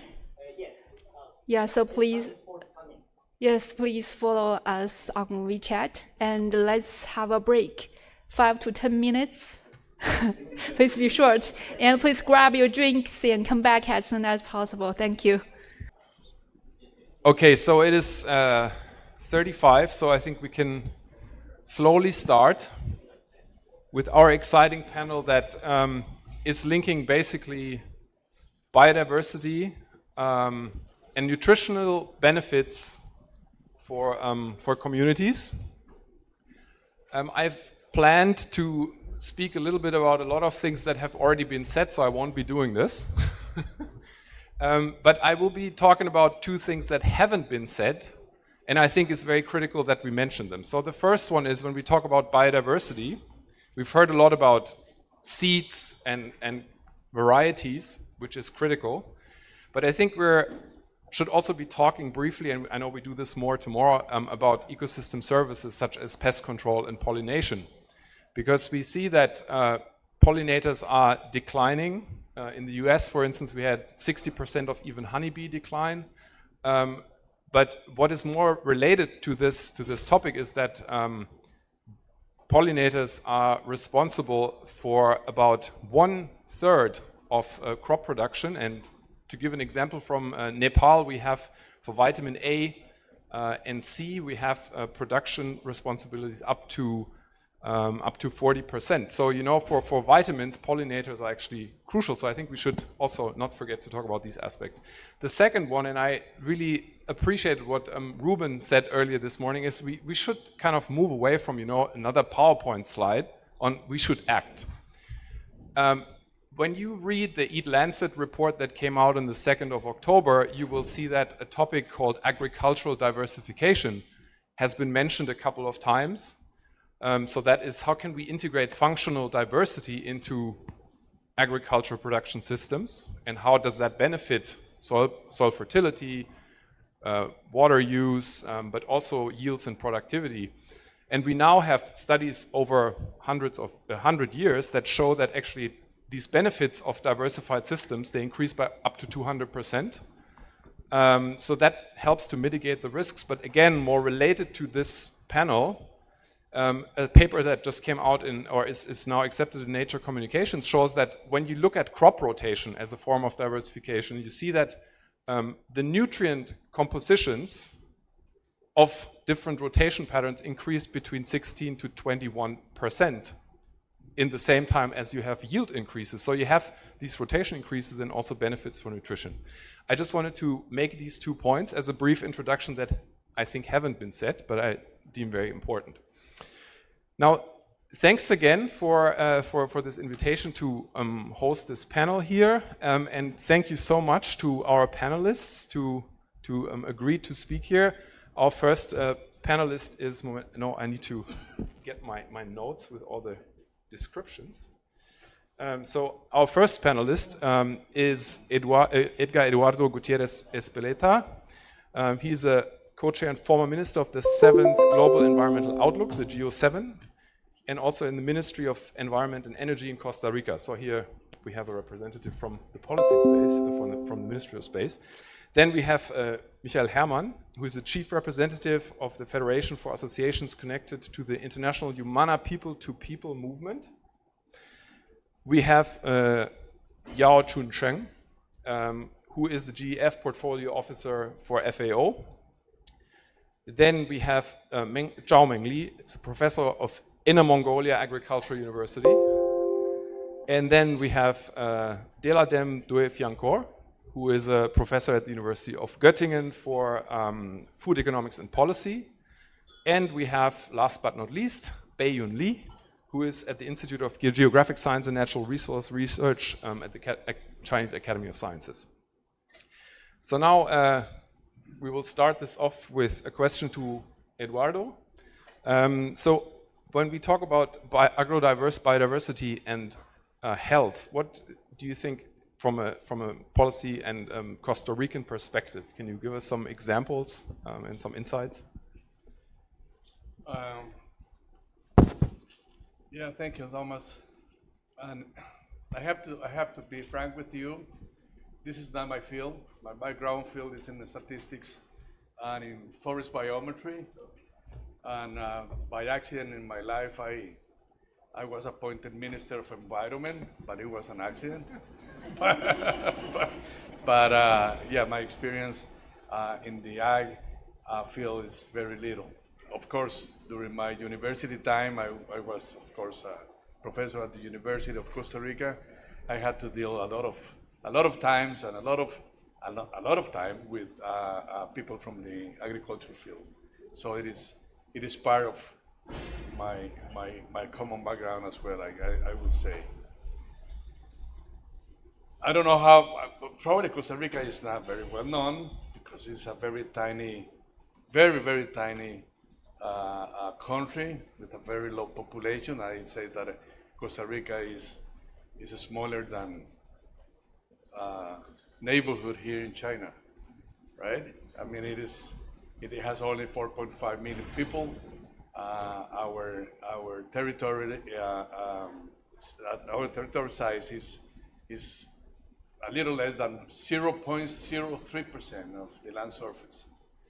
But despite that, we own, or in our little country, a little more than 5% of the whole biodiversity that has been identified is present. So it is very much diverse, and that is part of the makeup of ourselves, Costa Ricans. I mean, we have lived within that, from the beginning of our lives, and so biodiversity is part of our footprint. I mean, it is built in our DNA. When you asked me that question, then I sat down and said, well, how could I start saying something about our own experience in Costa Rica? So I said, well, I took the liberty to make categories. I said, well, how biodiversity relates to health. Then I said, well, I came out with 4 categories. We have to talk about disease prevention. We have to talk about ecosystem services, thinking about water purification, for example, vector control, air quality. We have to talk about mental and well-being, green spaces and ecotourism, for example. And also, of course, being here, it would have been a sin if I would have said this, it has to do with food security, right? Supported by biodiversity, pollination, and traditional dietary practices. So I'm going to give you some examples that I have drawn from our experience in Costa Rica. Like, for example,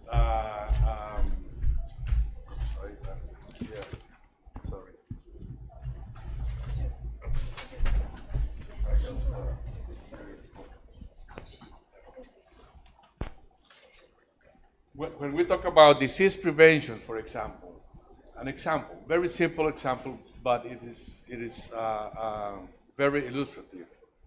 Amphibian population, for example. Someone could think about what frogs and salamanders have to do with prevention, disease prevention. Very important in our own regions, and I would say in the world. Stable amphibian populations, such frogs, for example, play a critical role in controlling the mosquito populations. And what happened with mosquito populations? That they are the vectors of malaria, dengue, Zika, chikungunya, leishmaniasis, and Chagas disease. Terrible diseases in our own region of the world, the tropical region. So biodiversity is critical. I have an example. When I was minister, I was called by a community that they didn't know what to do with the population of mosquitoes. They were thinking actually live in the community because they had a lot of mosquitoes. And it happened that this community was seated just beside a wetland protected area. And what happened was that was in 2015 when we had a very strong drought. And then, of course, the wetland went dry.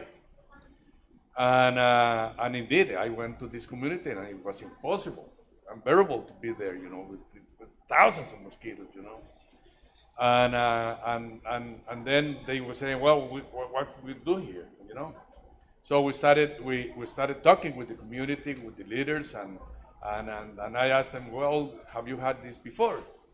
And they said to me, yeah, some years ago when we had another drought. Oh, it's related to water. So we have to fill the wetland. And the thing is how you fill the wetland if you don't have rain. So decision that I had to make at that moment was to approve the building of some infrastructure. It is a protected area. You know that a protected area, you are not by law, you are not allowed to do any sort of infrastructure.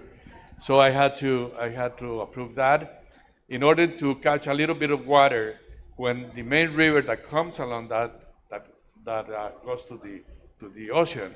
When the tide goes up, the river comes back. So in that coming back of the river, so we got some water and fill the wetland. A solution.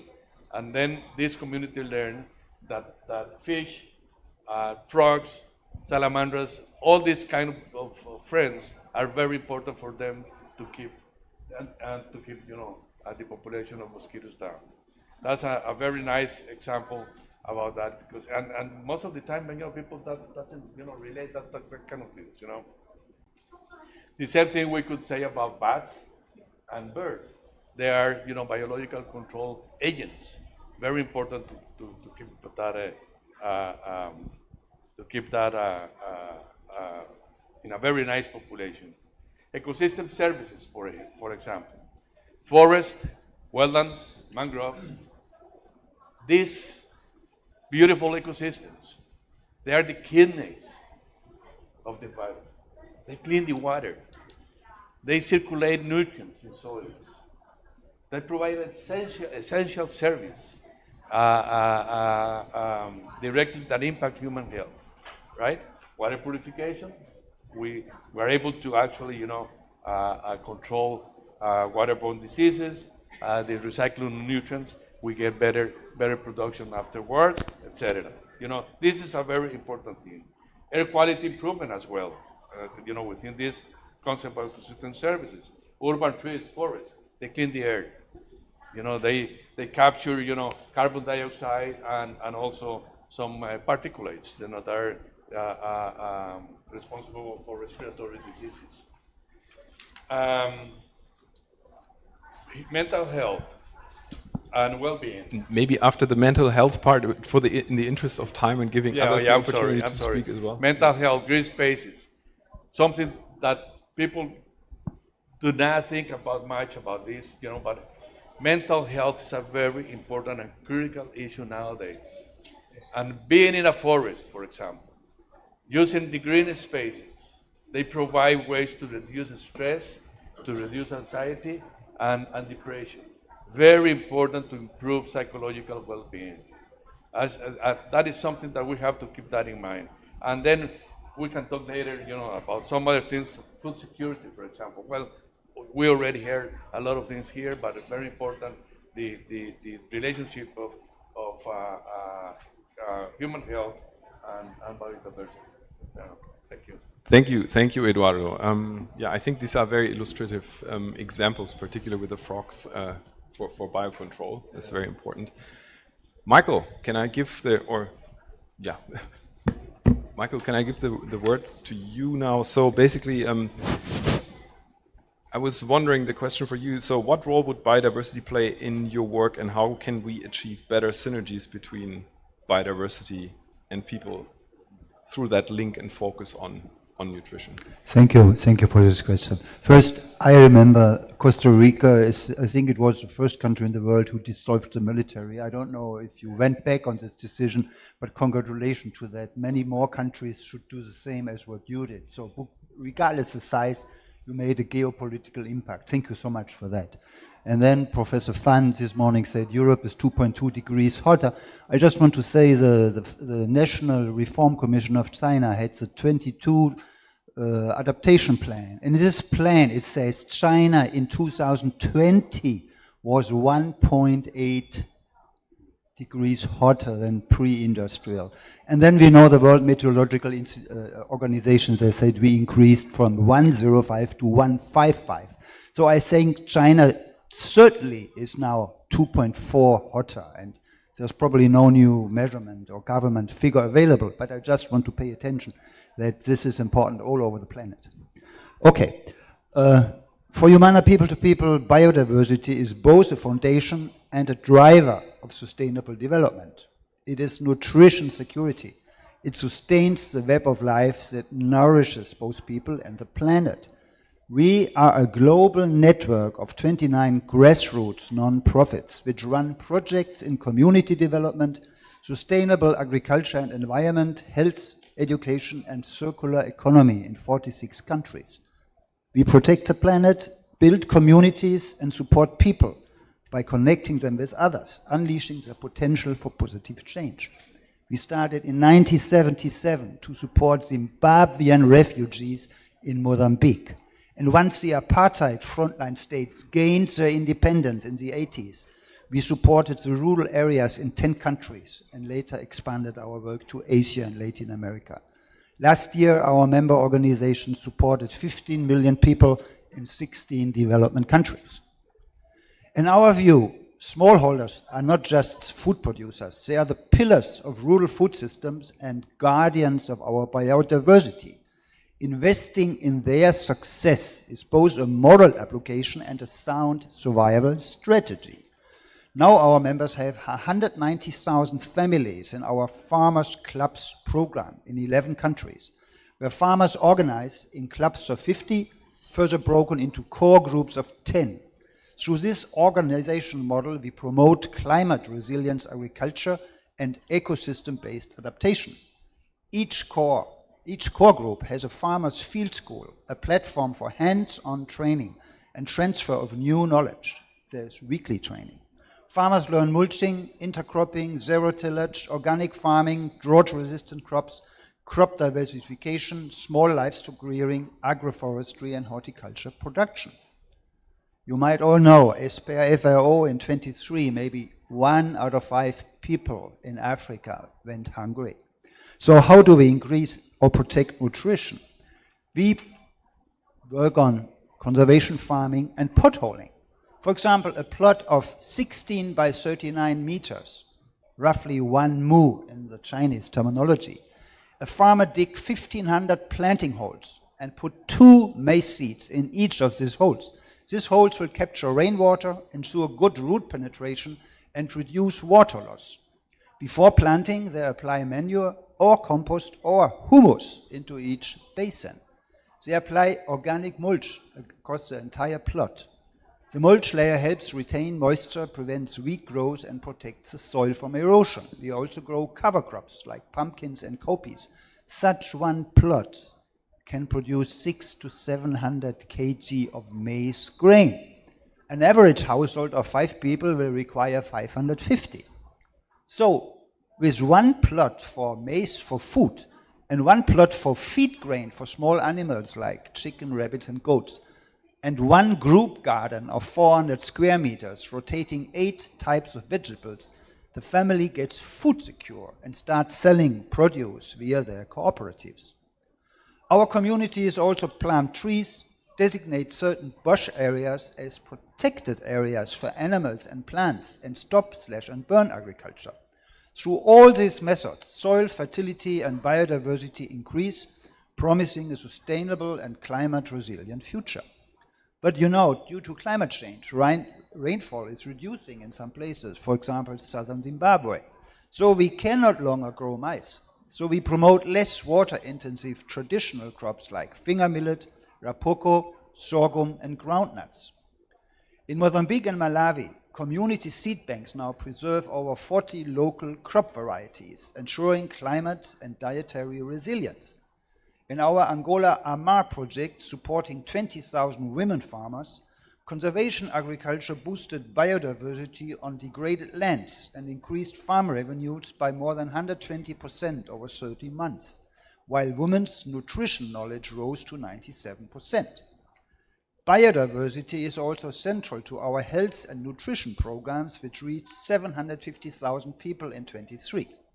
Biodiverse gardens at homes, at schools, and community plots enhance dietary diversity through iron-rich greens, moringa, legume, and vitamin A-rich fruits.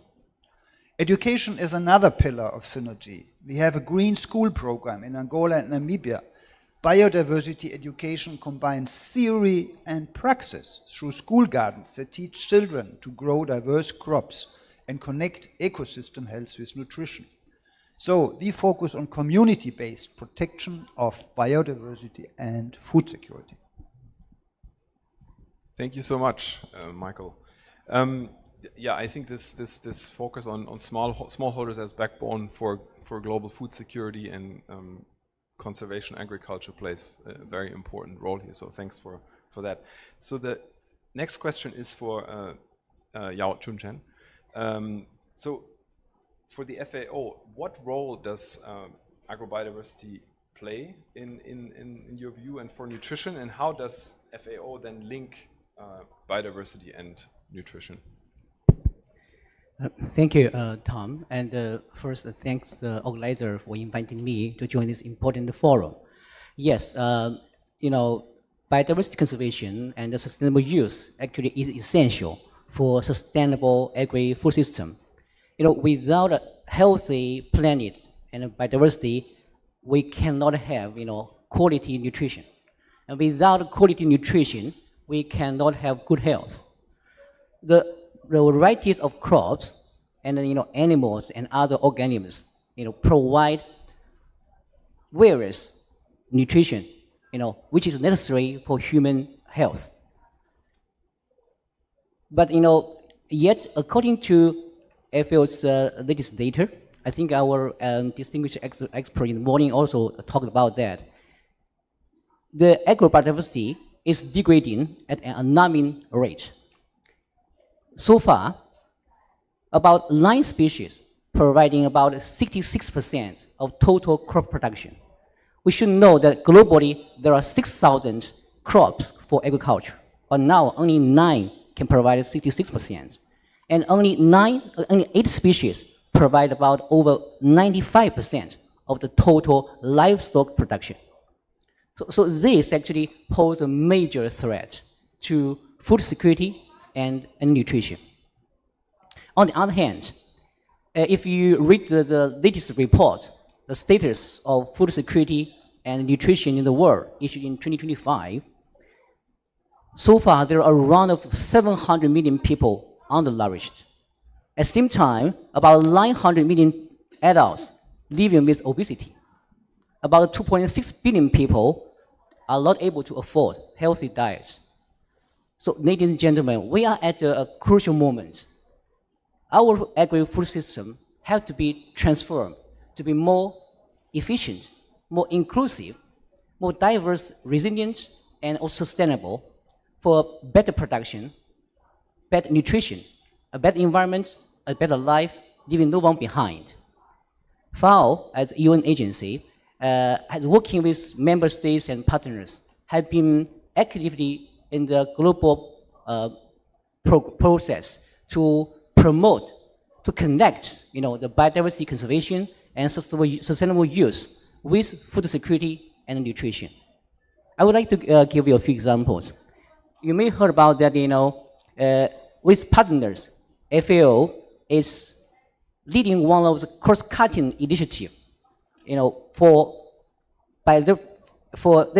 initiative is for biodiversity, to promote biodiversity for nutrition and food security, which is under umbrella of CBD, Convention of Biodiversity, about the biological diversity. That cross-cutting initiative aims to promote the sustainable use of biodiversity in programs contributing to food security and nutrition. FAO also issued the strategy to mainstreaming biodiversity across all the agriculture sectors and developed the voluntary guidelines to include biodiversity conservation and sustainable use in policies, programs, and the national regional plans on nutrition. Also, FAO also provides the data, the tools and methodologies on nutrition that take into account of biodiversity. For example, the food system-based dietary guidelines and the food composition and the food consumption indicators. They didn't include biodiversity before, but now they are taking into account the biodiversity concerns. Of course, the last but not least, they are also FAO raised awareness through products like videos, brochures to link biodiversity, food, and nutrition. Just to name a few, in China, FAO has working with national governments through what we call country program framework, among which the biodiversity conservation, sustainable use, and nutrition are the key areas which we aim to promote a healthy environment and a healthy diet. We are working with multi-stakeholders, including the government, the private sector, research organizations, farmers, to carry out a series of field projects, try to explore a tailored approach to promote biodiversity conservation, sustainable use, and nutrition. Due to the limited time, I think Tom is keeping an eye on that. So I give only one example. Supported by GF, Global Environmental Facility, we are working with Ministry of Agriculture and Rural Affairs to implement a project to promote on-farm conservation and the sustainable use of genetic biodiversity of crops originated in China. We take 4 crops: the rice, millet, oat, and soybean in 4 provinces, including the Yunnan, Hebei, Liaoning, Heilongjiang, respectively. Well, generally speaking, those traditional local varieties have higher nutrition values. For example, the Honghe Zigu is kind of in Yunnan province. It's kind of a rice. It's purple rice. Has the we call anthocyanin. It's 花青素 more, and also has the iron and other micronutrients. On the other hand, the soybean the local variety of soybean in Heilongjiang, Guabudao, local name, its fat content is about 22%, and its the protein content can reach up to 45%. You know, the average one is only 15% and 35%. So local one is very high in nutritional values. But you know, the challenging for the local traditional varieties, they have very low production and also vulnerable to the pest and also to the disease. Those traditional variety crops, if we do not work on them, they will be marginalized and they may disappear in the near future. So this project, we take the following approaches, 4 approaches, very, very briefly.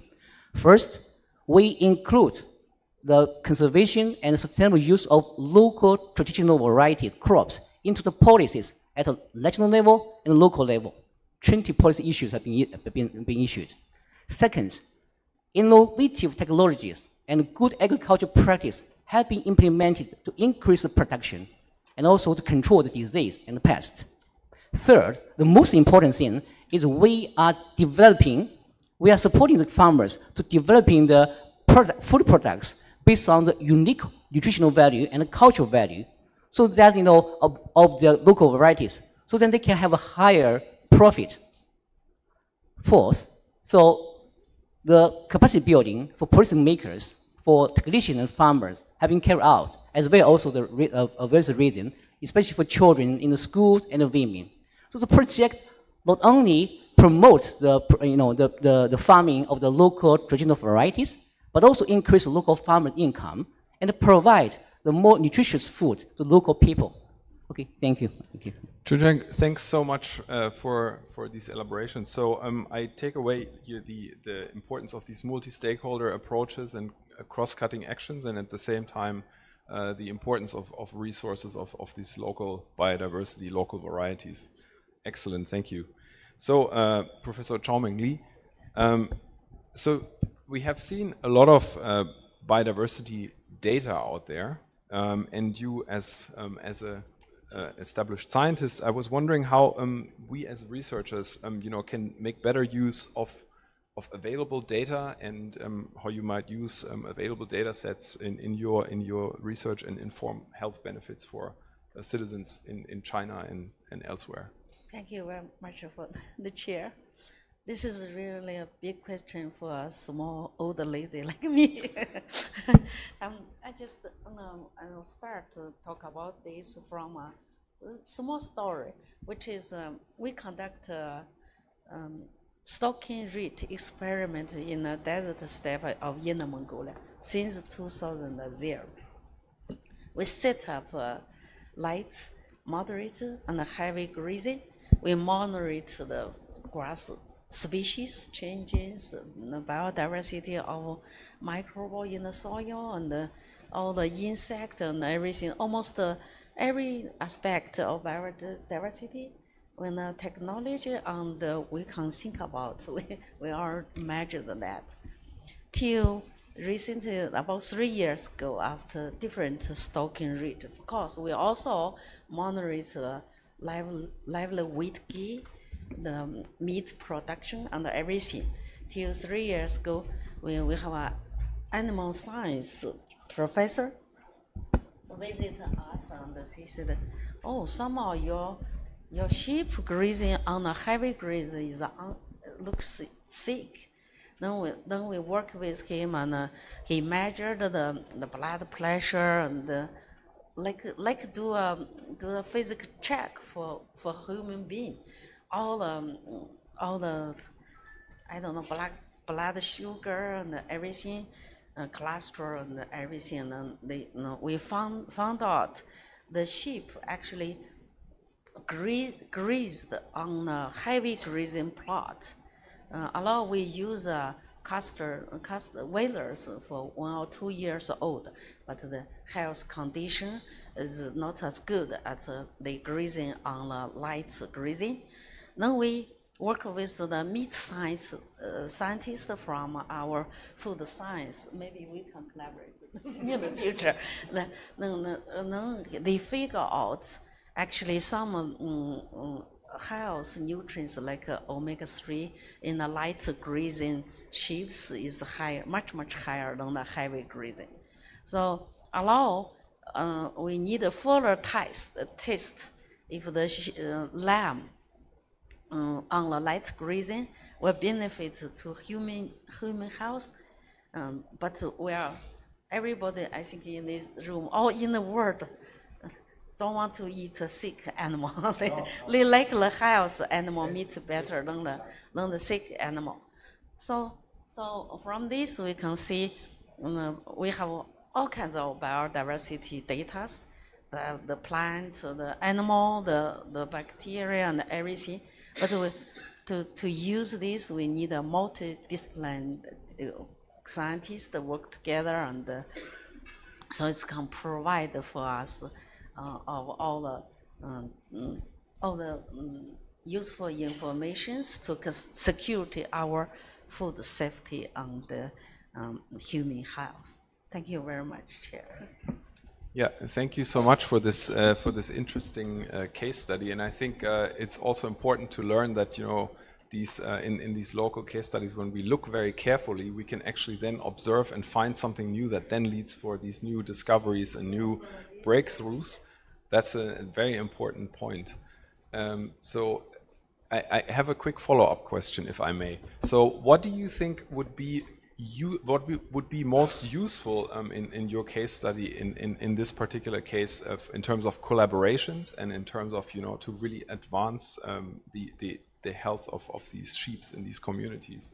Yeah, we actually collaborate with a herder association in our region, and then we work with them. We set up a range management plan for them to actually what we found is with heavy grazing, one of the species, which is Allium mongolica, which is disappeared because of heavily grazing. The very frequently defoliation. This grass is it's like an onion. It's our bubble, but it's when the food storage in a bubble was exhausted, these plants were disappeared. So we work with the local herd community, and we set up a demonstration farmer, and actually there several farmers there join us, and then we have a good ranging plan, so manage their grassland, so their biodiversity, especially these species, we use interseeding and seeding these species. After several years, their plant biodiversity was increased, the ranging condition are much higher condition, and now also we work with the animal scientists. They use cross breeding with Dorset, which is a meat bred of lamb with in the Mongolia local lamb. So the first generation can use for meat production. They actually now there's a small company there. They produce very good quality meat. They have their own brand. If you go to Inner Mongolia, I can take you there to taste our demonstration farmers' meat, and so also other products from it. I think you made a lot of friends with that last statement here. You will you will get a lot of visitors now. Okay. Thank you so much.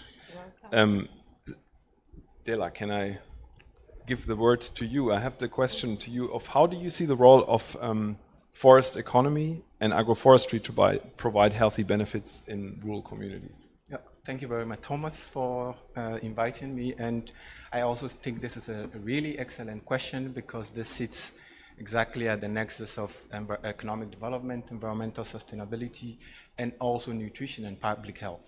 And these are often three issues that are interlinked, but often discussed in isolation. And for me, what was a nice primer, I was attending a session yesterday where Professor Shingen Pan mentioned what I considered a very curious case, but he described that in the Chinese model, there's a minister in charge of agriculture and health.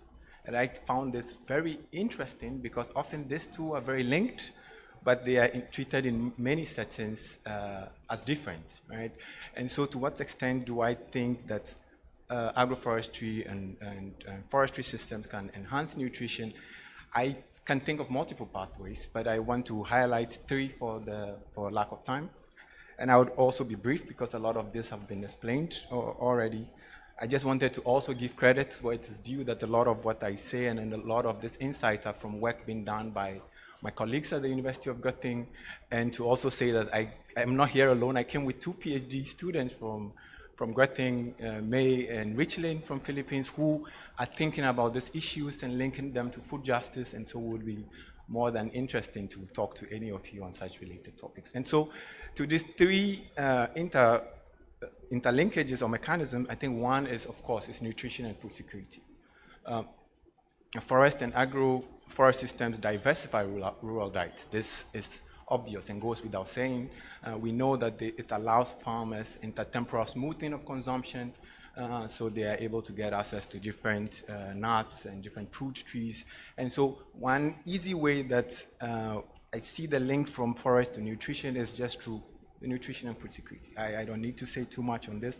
The second one is on environmental health and resilience. And this, again, I think Edgar already pointed out, but forests provide a lot of ecosystem services, right? And so clean water, they regulate temperature, and a lot of this are also then vital for public health, right? And so that is indeed the second channel. The third one, which is probably what most of us as economists focus on, is the livelihoods and social well-being. Maybe because this is the easiest to measure, right? So rural incomes, household welfare, and so our models are just better designed to capture this. And so, but here again, we saw from the presentation of Chen that forest-based enterprises allows household access to income, so the non-timber forest products, honey, mushrooms, and bamboo, these are all other products that allow rural households to access to economic income. This allows them to access healthcare and education, which as a consequence also influences their nutrition. And so in short, I would just want to say that the forest economy is not just an environmental one. A lot of the times we think of them as carbon capture and solely environmental, but no, there is indeed a very much health and development angle to it that we should be also focusing on. Thank you. Yeah, thank you, Dela, for this perspective on. I appreciate your first comment actually quite a bit to overcoming these silos when you talk about ministries. That we talk more about food systems, taking more of a systems approach rather than these individual siloed approaches, and then also, of course, the income link to then nutritional benefits. I think this is a very important perspective to bring to the discussion. So. Yunli, the first round of questions is for you. So when we think about sustainable development in rural areas, what are the key factors that you think influence agrobiodiversity, and how can agrobiodiversity benefit health in vulnerable places particularly where you're working? Thank you, Tom. I like this question because, as we all know, agrobiodiversity, food insecurity, and healthy are key sustainable development goals. That means if the progress in these areas is closely linked to the global sustainable development, particularly in rural areas, because in these areas, people and communities rely more on agrobiodiversity for their livelihoods, and in rural areas, food insecurity and poor health tend to be more prevalent compared to urban regions. I would like to answer this question by sharing the findings from our studies from 5 Asian countries. We focus on the vulnerable regions. These 5 countries, including China, Cambodia, Myanmar, Nepal, and Thailand. First, I want to say is off-farm employment plays a significant role in shaping agrobiodiversity and health in these areas. In rural setting, crop and livestock and poultry diversity are the core component of agrobiodiversity. Our study found that off-farm employment can boost crop diversity, especially for poor households, and increase the likelihood of raising livestock and poultry among the middle income households. This is largely because off-farm employment can increase the household's income and there in turn encourage the investment in the agriculture sector.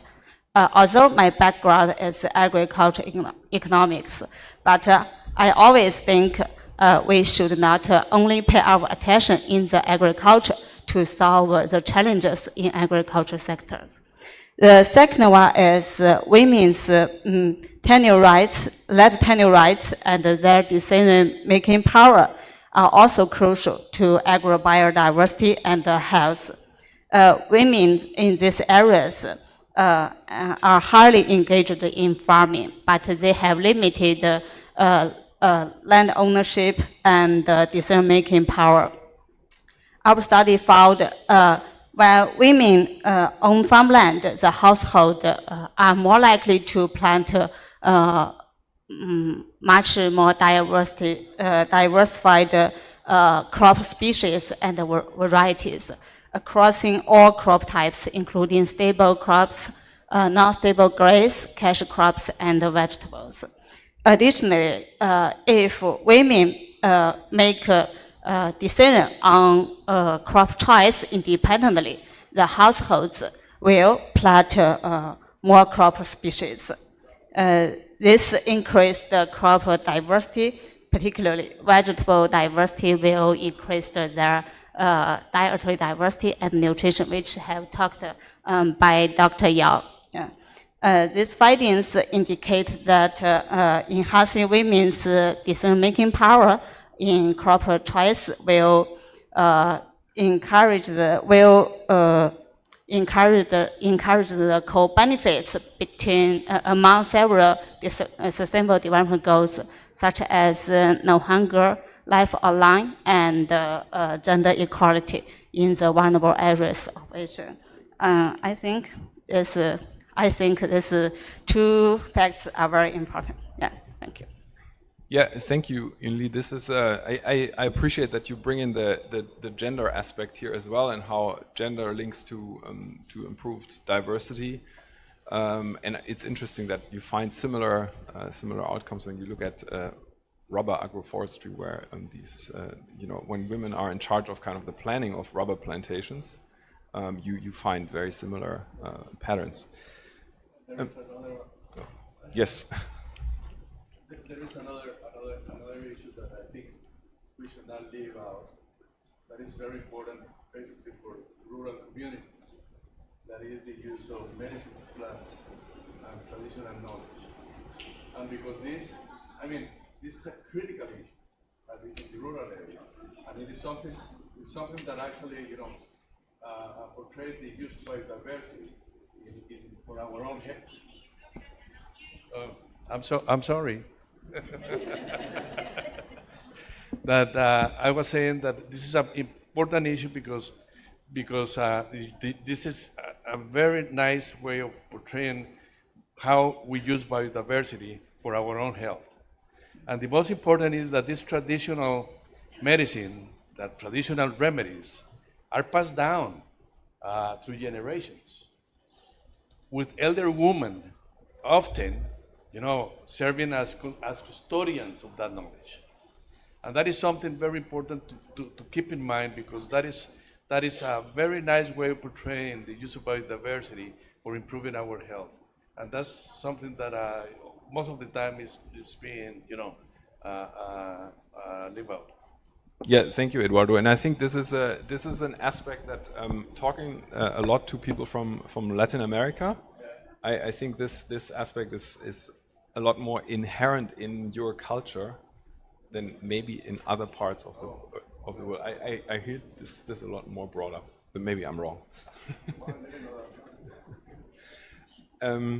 Okay, so we still have a little bit of time left, so I have asked if some of you might have actually some points on a second question that I had, and that is when we move from just talking about these issues, we also should think about how do we get action on the ground. And we heard some, Yunli gave interesting examples, and we also heard examples from Inner Mongolia. We heard examples from Michael, and others. So I'm just wondering if you give a priority list of where you get basically most bang for the bucks, where you actually can get more speed on the road, where would that basically be? Like what would you target to implement by optimize biodiversity for these nutritional outcomes? If anybody of you wants to take that question.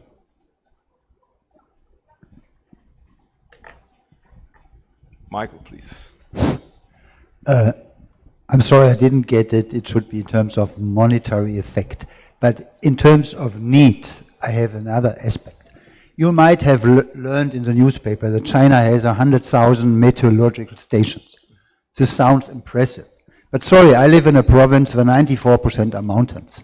So these stations, how are they dispersed? One station is on the office roof of the meteorological station in the township. And the second has to be placed at a so-called representative space. Now, ask me, where is the representative space in a mountain?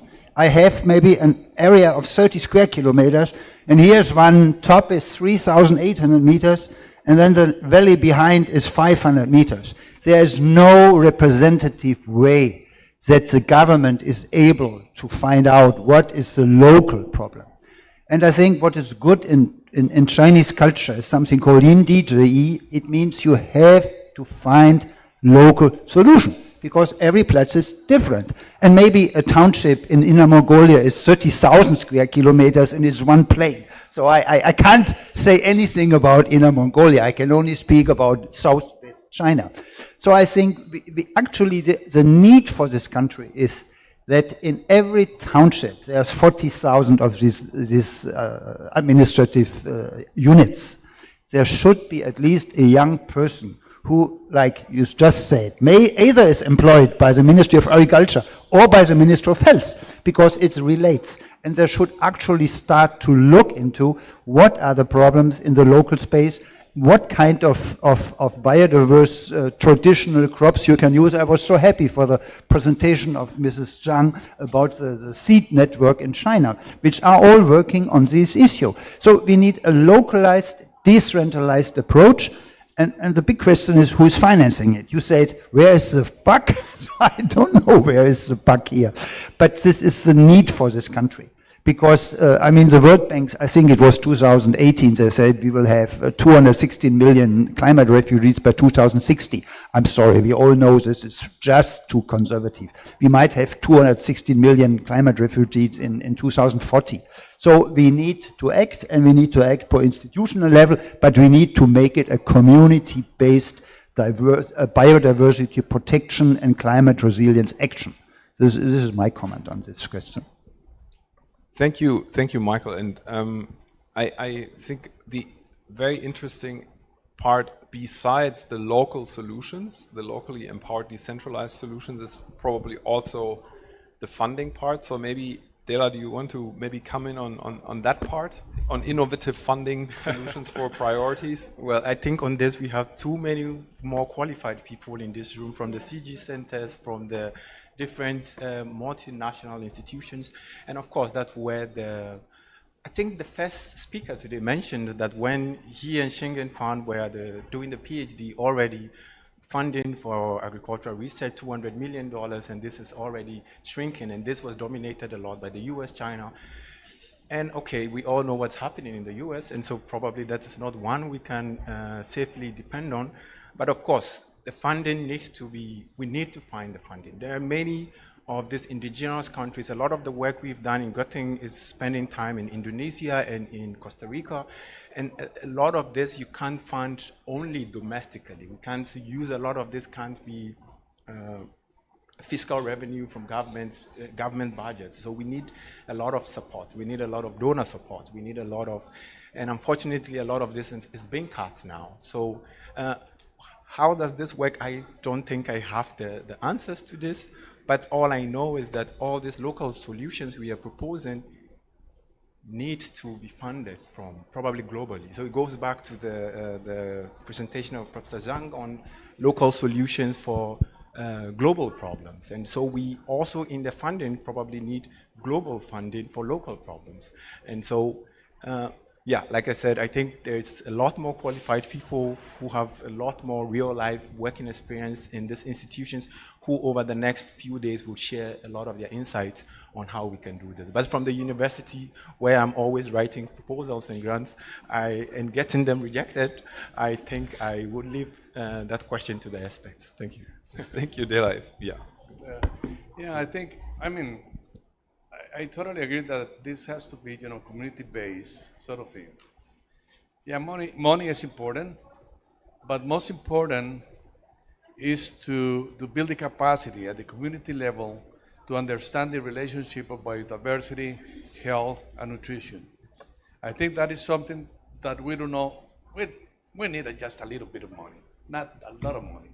The problem when you have a lot of money is that you do research, and then this research is patented by a corporation. And then the corporation makes you just buy one particular seed that is slave you to that company. So if we promote community conservation of seeds, for example, and if we acknowledge the traditional knowledge of communities, and we actually be able to organize that, I think we are going to be in a much better shape to produce what actually communities are needing. And for that, yes, there has to be a political will from the government side that people that works in environment speaks with people that works in agriculture. We have to overcome the silos, the silo kind of thinking. We need to put people to think about together so that they can bring, a holistic solutions for the communities that are in need to better food. Thank you, Eduardo. And I got a timeout sign from that corner, so I will just wrap this up. So I think it was a very interesting discussion with all about you about agrobiodiversity and nutrition. So I have three main takeaways that I got. So the first one is that diversity is, in that context, not only a resource, but it also provides critical resilience. We had the mention of, disease prevention. We had the mention of medicinal plants. We had various examples. The second one is cross-sectoral action and multi-stakeholder approaches, particularly coming from the grassroots level, from the local level. Then we have, cross-sector. The funding aspect also, that the funding needs to be coming from different sources to bridge the gaps. Public-private partnerships would be a buzzword here. And then the last point is basically, if we want to if we want to make progress, I think we need to combine this local knowledge with research and then also with data and technologies. And that is basically the segue to the second panel.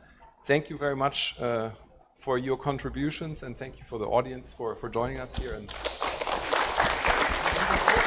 we need a photo, yeah. Oh yeah, that's true. That's true. Where's the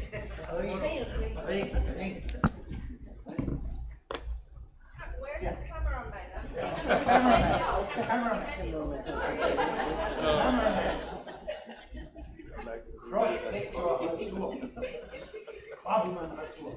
Where's the camera? Oh, the camera up there.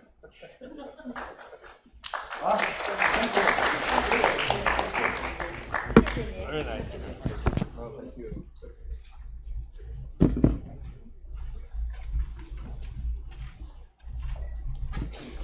Still without military. No. Don't worry.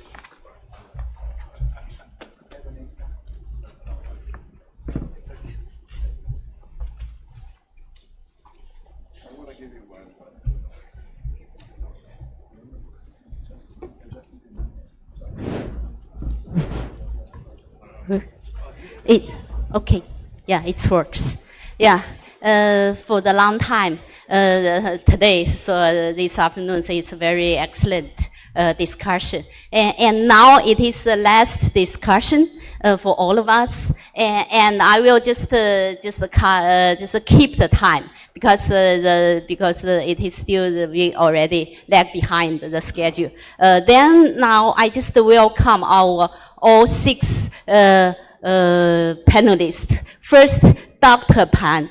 Dr. Pan from the China Agricultural University is working on the crop health and also pesticides residue. So please take your seat. Another one, we will welcome Iris, is a coordinator for the Asia Farmer Association. Welcome.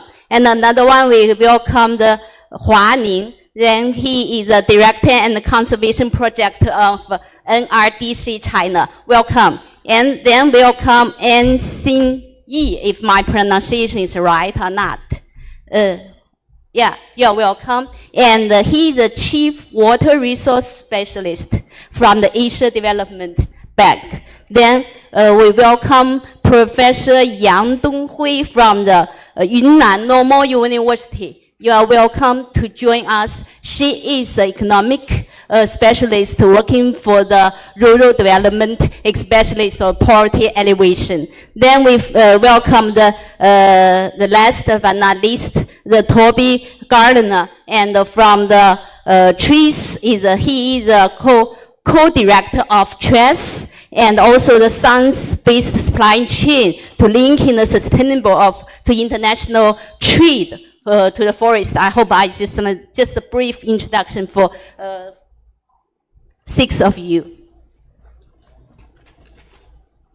So distinguished guests, ladies and gentlemen, and welcome to this session. This session, the topic is technology and policy innovation. Actually, it's a huge topic. And also we cannot get the driving diversity solution just use this very limited time. But actually, it is very good starting point.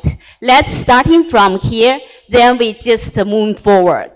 Then we are living in the world we call the pogenetic. It means human activity already altered this world in a different way. Like sometimes it's in the positive impact, sometimes it's a negative impact.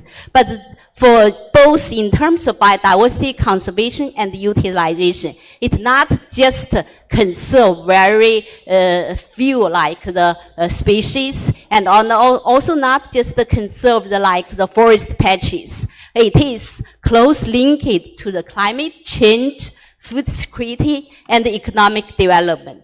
Also, most important thing is linking to our well-being for everybody. So it is close related to everybody. But now, fortunately, for human being, now we have the 2, like we can call the tools is a policy and also technology development. But for these tools, I think, until now, it is not very good interlocked. And so we hope through our discussion, we can find a solution to use these tools like the technology and the policy and so the interlocked harmony and also the matched very well. So let's, I just first straight to this topic. Let's give the applause to all our 6 panelists. Excellent, thank you. Thank you once again. Then I just raised my first question. The first question is, could you each share one successful story you found most inspiring and one challenge or bottleneck you found most doubting in terms of technology innovation, and what kind of solutions you are address these challenges, and or what kind of collaborative mechanism you can just raise, just based on your background and based on your field. Let's first start with Professor Pan. Okay, thank you for the introduction and invited to this symposium. My major is on pesticide. So for diversity, the chemicals may have some impact on this. But most of the time, people think that pesticides, such as other chemicals, may have negative impacts. That's misunderstanding in some aspects, actually. So in pesticide science, there are 3 Nobel Prizes. The first one is DDT in 1948, which have so many beneficial for malaria treatment. The second example is in 2015, the Chinese scientist Tu Youyou and scientists from England and Japan, Winnie Campbell and Satoshi, on Qinghao and ivermectins, which are also acting on the malaria and insects. So there are examples.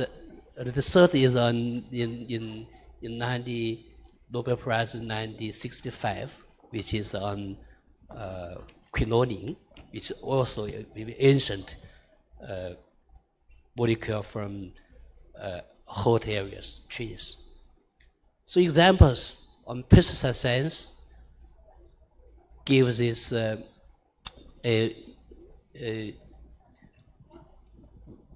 the fact that pesticide activity in keeping people's health and agricultural production. So without pesticide, we are maybe in huge hunger. This word was said by one Nobel Prize, which is also a chemical scientist.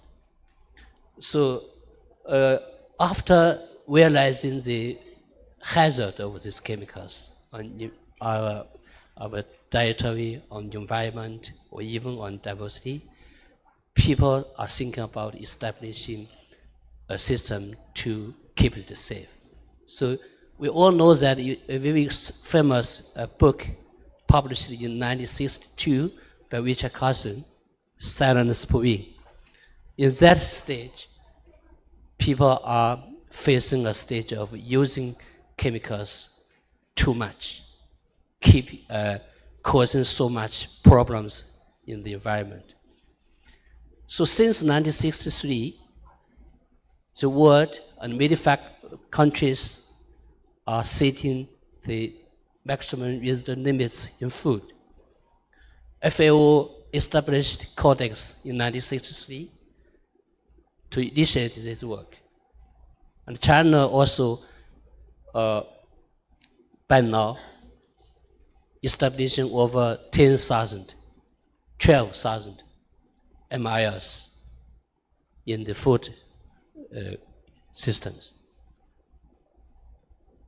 Currently, there are 2 FAO committees, including the CCPR and the CCFA, which is on pesticide and food additives, chaired by China government, by China.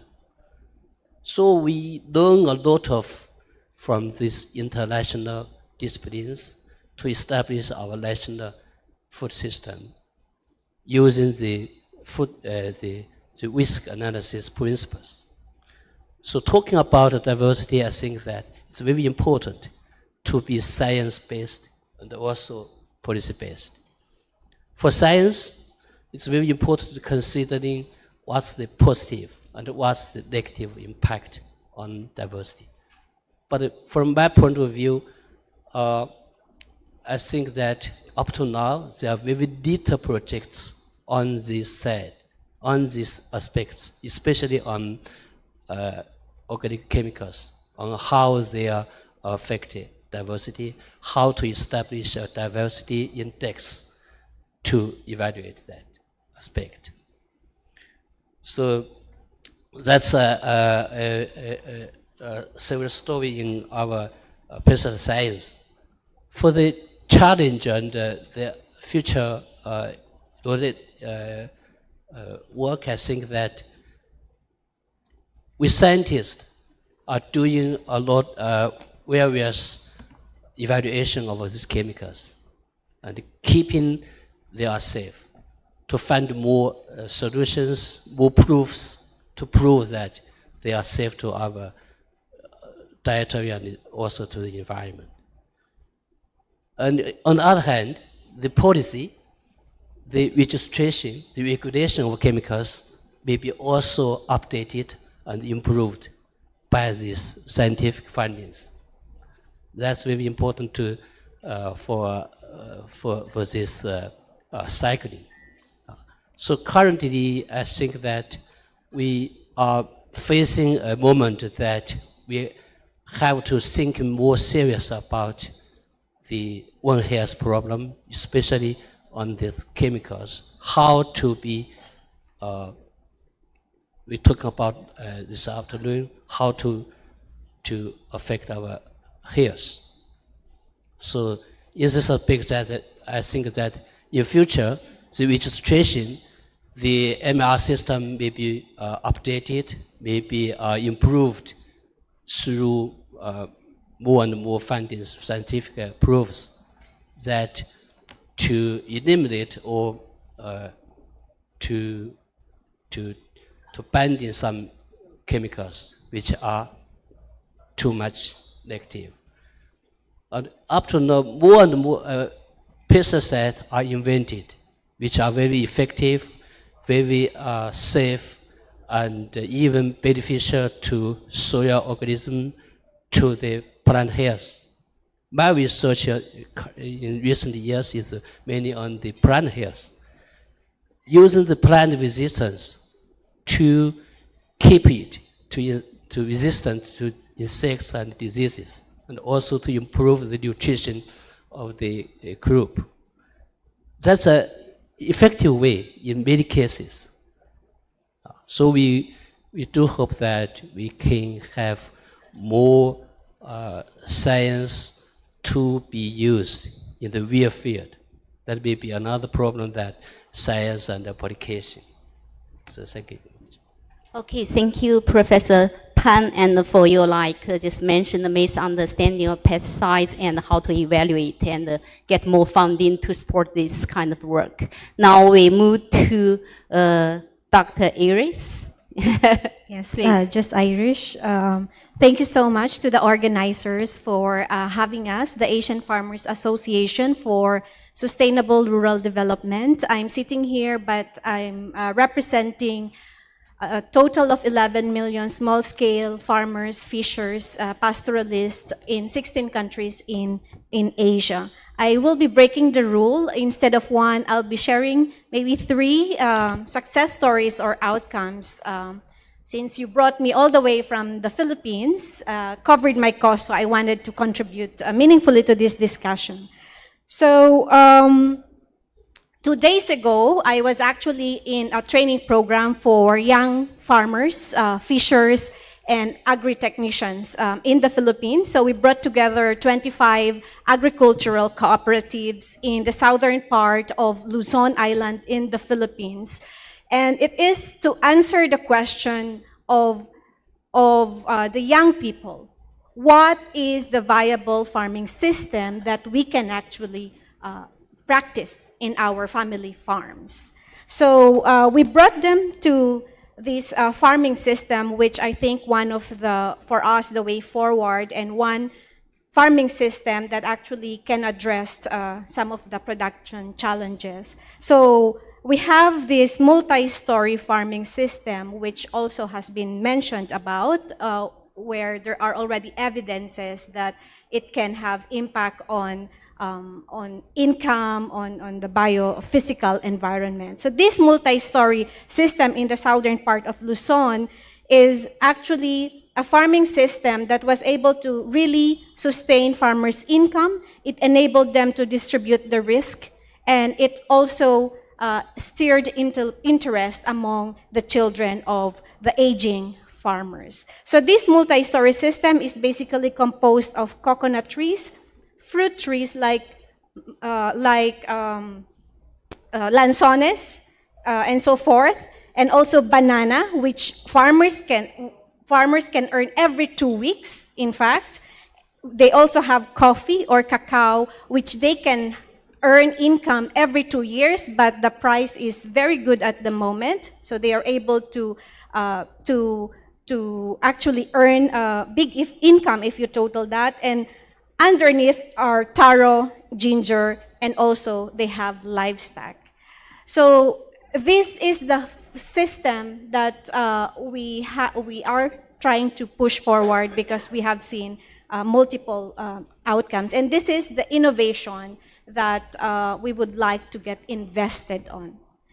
And then second, innovation or technology that we have seen that has actually yielded outcome among women farmers, both in Southeast Asia and also in South Asia, is simple mechanization for crops that are within the control of women farmers. And we have also heard some of the testimonies earlier. So, for example, in the southern part of another island in the south, we are doing some programs there. So I was there a few weeks ago, and we have these women farmers doing cacao, and we told them why they are not processing these cacao seeds. And they told us that the equipment that has been given to them are those that would require tons or maybe 50 kilos of cacao seeds. And we know that women farmers sometimes might only have less than 10 kilos of seed. And thankfully, we have available equipment that can actually process 2 kilos. So it's being imported from China. This is small equipment. And, you know, sometimes there are women farmers or family farmers who would only harvest 5. But now they are able to process and actually sell them because of these available machines, small-scale machines. And similarly, we did a study across Asia, particularly in South Asia, and look at how inclusive the mechanization is. And what we have seen so far are the mechanization that tackles, again, on these crops, like nuts, millets, these crops within the control of women. So that's one that I wanted to point out, a technology mechanization that are accessible to women and family farmers. Third is a social technology, which is the farmers' collectives or farmers' cooperatives and farmers' organization.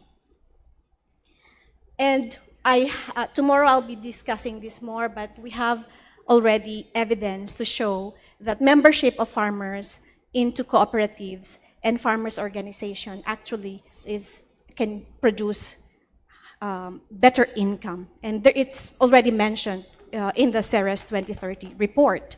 And then lastly, on the policy innovation, what we are working now, and we have seen some impact also on the farmers, is inclusive food procurement law. So if actually farmers' organization cooperatives are able to access food procurement, percentage of their produce can have a much stable market.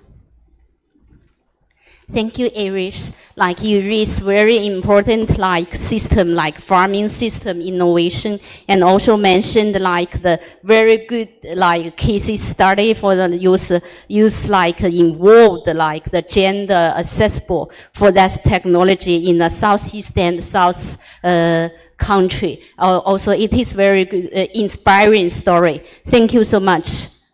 Now we move to Director Hua.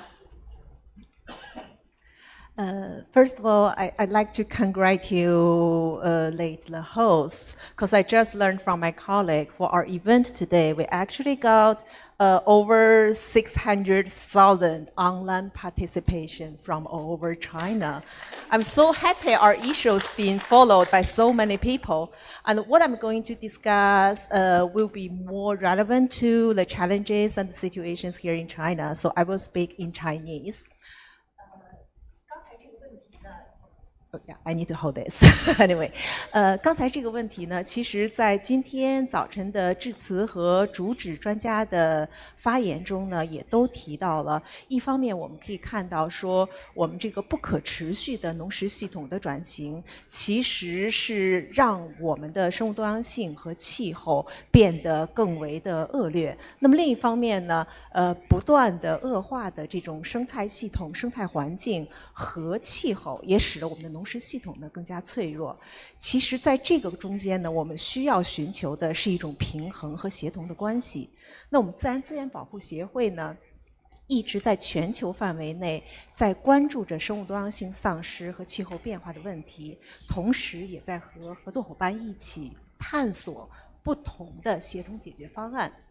那么我想，当我们提到这种多样的、更为韧性的农食系统的时候，其实这个多样是有2层含义的。那么一层呢，就是我们说的农作物与这个食物来源的多样性与多元化。那么很好的例子就是我们都知道的，在中国，我们所倡导的这个中国政府倡导的大食观，在大食观下呢，其实生物多样性这个议题是被关注到了，但更多的呢，我们看到的是在大食观下，我们去向森林、草原、海洋要食物，那么探讨更多的食物来源。而这个过程中，确实像今天这个陈教授在他的这个报告发布中介绍的，那么我们合作的研究呢，也显示出中国的森林食物、林草食物是有巨大潜力的。那么这个巨大的潜力，如果我们能在基于科学可持续的去发展，它对生物多样性是有益的，并且呢，也能让我们的农食系统更加的韧性，具有这个生物多样性和气候的韧性。另一方面呢，我们说的第2层的这个多样，其实呢是指的农业生态系统的多样性。随着我们现在农业大规模的发展，其实我们越来越多的呢也意识到说，我们农业呢也是一个综合的生态系统。那么在这个生态系统中呢，我们有农田、有森林、有草地，也有鱼塘，还有我们说的这个微生物、土壤微生物。那么在这样的一个生态系统中呢，我们怎么样保证它的丰富性与多样性？其实它也决定了我刚才提到的第一个多元化的食物来源是不是可持续。那么这也就意味着说，当我们去发展多元的食物的时候，其实我们是要关注到我刚才提到的第2种多样性。那么在我们的工作中呢，其实我们看到在实践上，往往这个农业生态系统的多样性是被忽视的。尤其是当我们追求产量的时候，那么很多时候呢，反而会导致了这个生态系统，尤其是土壤的健康的退化呀，那么导致了我们这个整个的一些物种的消失。而这样的一个这个趋势呢，也会进一步的使得我们的这个农食系统向着一个更脆弱、不可持续的方向发展。我举一个简单的例子啊，就是可能各位，尤其是国内的专家也知道，那么中国在坚果的这个生产啊，在坚果种植上，其实传统上是使用这种轻耕法的。那么这种轻耕法呢，在短期内它确实对于去除所有的杂草、清除所有的杂草是有效的。但是如果我们放在一个长期的尺度来看，那么它对于土壤的健康、对于水分的保养啊、土壤养分的保养，那它其实是有一定的威胁和危害的。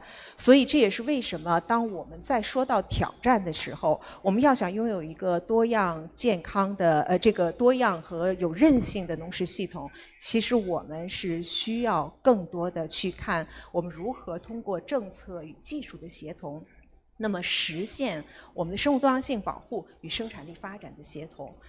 这个呢，就是其中是有很多的细微的挑战。比如说，我们在政策上是不是应该考虑我们的，比如说森林食物的系统，那么森林食物的发展过程中、生产过程中，是不是有应该兼顾生物多样性的政策要求？那我们的产业协会，我们的产业端是不是应该制定一些生物多样性的兼顾的生物多样性的一些标准，让这样的一些生产能够同时实现双重的多样性？那么再有呢，就是我们最近啊，在跟这个南京林化所，其实也在做这一个研究。我们就是在探寻说，我们有没有可能通过生物多样性保护、土壤改良和增产增效，那么探索一个协同发展的路径。我们也希望呢，这样协同发展的路径，最终呢能够更好的应对到我刚才提的这个挑战。所以时间关系呢，我先分享在这儿。Thank you, Director Hua. And you just mentioned like how about the make sure that like diversity, like the food resources diversity, and also mentioned the importance of the ecosystem diversity, and also finally address like we need a multifunctional like working group on that issue. So thank you so much. Now we move to and Xin Yi. Yeah, it's a little bit hard. Thank you very much for inviting for me to join the panel. I'm very honored to be here on behalf of the Asian Development Bank, and particularly I'm representing the Agriculture, Food, Nature and Rural Development Sector Office, where we've been doing a lot of work in China for many years. And in fact, what I'd like to share is currently our focus is on food systems transformation for Asia Pacific. A lot of it building on our PRC experience over the last 30 plus years. And I guess one thing I'd like to share is that for an organization like a multilateral development bank like ADB to be thinking about food systems, it's really going back to our roots, where we really started and were established around food security and working with the fundamentals around rice revolution, the green revolution, all this type of thing. So we're really coming full circle, and I'm really proud to say that we have now a natural capital and climate team, which would have not been anything that would have been considered just a few years ago. So we're very proud to see that the bank and many other MDBs, including AIIB and the World Bank, are now starting to look at nature as really one of the key drivers to food systems transformation. And so what I'll talk about today briefly is around the role that nature, and specifically nature financing, plays as a critical pathway to achieving food systems transformation, achieving food security, and achieving really national security in many respects. Our work at the moment has been pushing a landscape approach for many years. And this has been fundamental in our work during the time of the Yangtze River Economic Belt. In fact, ADB still has a program of around 3.7 billion worth of investment and co-financing in the Yangtze River Basin. And a lot of this is predicated around natural resources management, around water predominantly, but ultimately as a means for achieving productive uses of these resources. And we worked very closely with the PRC government, with the National Development and Reform Commission on the rural revitalization agenda for many years. And this agenda is not just about the environment and climate, but it's about beautiful countryside. It's about revitalizing rural areas to ensure that the resources are there for industries and communities to thrive. And we've got a number of projects that have already developed in this space, which really focus on the local community. So I'm very heartened to hear this morning's discussion, especially Ms. Zhang and others talking about bringing it back to local, because I think this is where a lot of this work needs to come back to. Local knowledge, indigenous knowledge, understanding where the fundamentals for diverse agri-food systems comes from. We've got a lot of work now in terms of the technology space, building in Internet of Things, building in AI.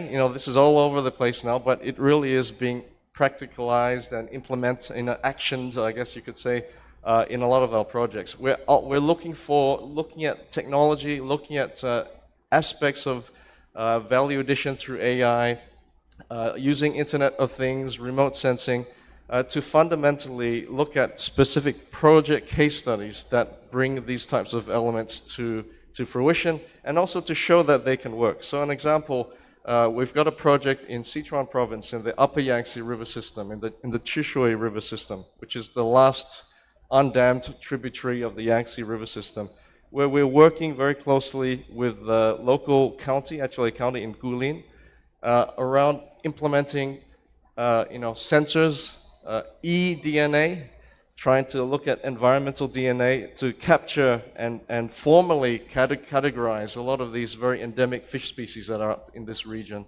It's a biodiversity hotspot. We're categorizing them. We're using sensors to work with the local communities and the local knowledge to try to understand how they can be protected.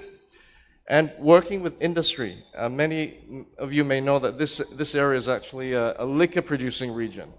And why are there more than 400 liquor companies and distilleries up there? It's because of the microclimate and because of the water quality that cannot be replicated anywhere else, I would say, in the world. They have tried, like the Maltai, these types of liquor companies can only operate there because of the special climate and the special biodiversity and the water quality. So we're working very closely, and as a development bank, of course, we are looking for financing. And we recognize that financing is not just limited to public spheres. Traditionally, the funding in the agroforestry space and the biodiversity space has traditionally been only in the government sphere. So we're trying to work with the private sector. We're working with Tencent to develop skill sets and platforms to measure greenhouse gas emissions from low emission rice varieties. We're working with liquor companies to develop water funds where we can try to establish, or at least try to examine, though many have tried, but we're trying to examine a sustainable financing platform where commercial industries that have a real vested interest in this resource puts in and develops into a bit of a circular fund of some sort that is a bit more than just a one-off community social responsibility contribution, which many of these funds have been set up in the past and really not really sustainable. So there's a few different opportunities that we're doing in this space. Some of the challenges, I think, will be in the policy space in terms of the local regulatory framework, in terms of policies that maybe don't allow the flexibility to set up these types of funds, like your sustainability-linked bonds, for example, or some of these water funds that we've been working with TNC in China and specifically in Zhejiang to understand how we can develop more financing instruments to see how we can use these types of resources and leverage private sector resources a little bit more effectively. So these are some of the things that we're doing, but really some of these challenges are a little bit hamstrung in terms of what we can do, but I think having conversations with the local governments, and as a convener of different parties, ADB tries to bring in, we work very closely with the ministries, with MARA, with MOF, NDRC, to have these conversations and be part of these types of conversations here in WAFI to try to understand the linkages between nature and diverse agri-food systems. So let me stop there. Thank you.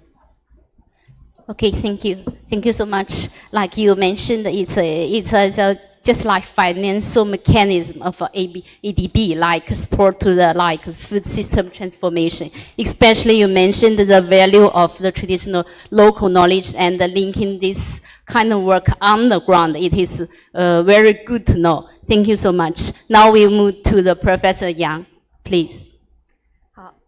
感谢主办方的邀请，让我有幸和来自世界各地各地的这个专家就这个生物多样性保护的政策和这个技术的实践和大家进行交流。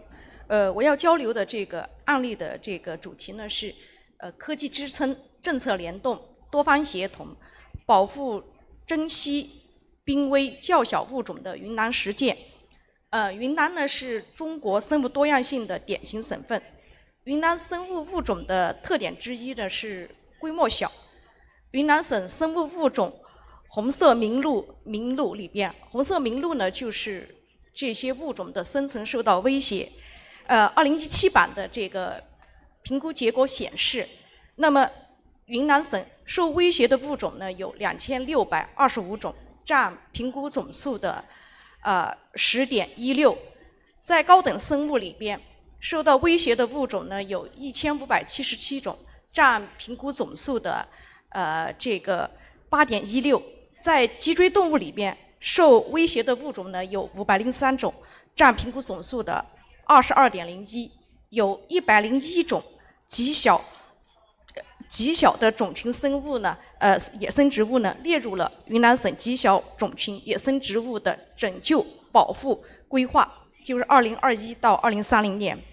那么云南省呢，它历来都重视极小种群的物种的这个保护，早在20年前，就2005年，云南就在全国呢率先发起了极小种群的这个保护倡议。目前呢，有20余种极小种群的野生生物呢，通过就地迁移、回归等等这种抢救保护措施呢，成功的脱离了这个灭绝的这种威胁。比如这个国家2级重点保护水生植物水青树，曾经因为这个种群数量小，临下天然繁殖困难，那么16年被科考队在原始森林首次发现之后呢，又列入了云南省极小种群野生植物的保护名录。在去年呢，省级的拯救保护行动呢启动，创新性的采用了这个科研机构加基层管护所加国有林场的这种多元主体的协同模式，构建起了从种子资源调查、人工防御到野外回归的全链条保护体系。那么经过多方的这个协作呢，今年2月成功的完成了30平方米的这个沙坡和2万株的这个扦插。这一人工防御的这个数量呢，相当于过去5年的自然防御的10倍，相当于公园防御的10倍。那么目前云南生物多样性保护遇到最大的问题是，民族生态保护文化的传承遇到了巨大的挑战。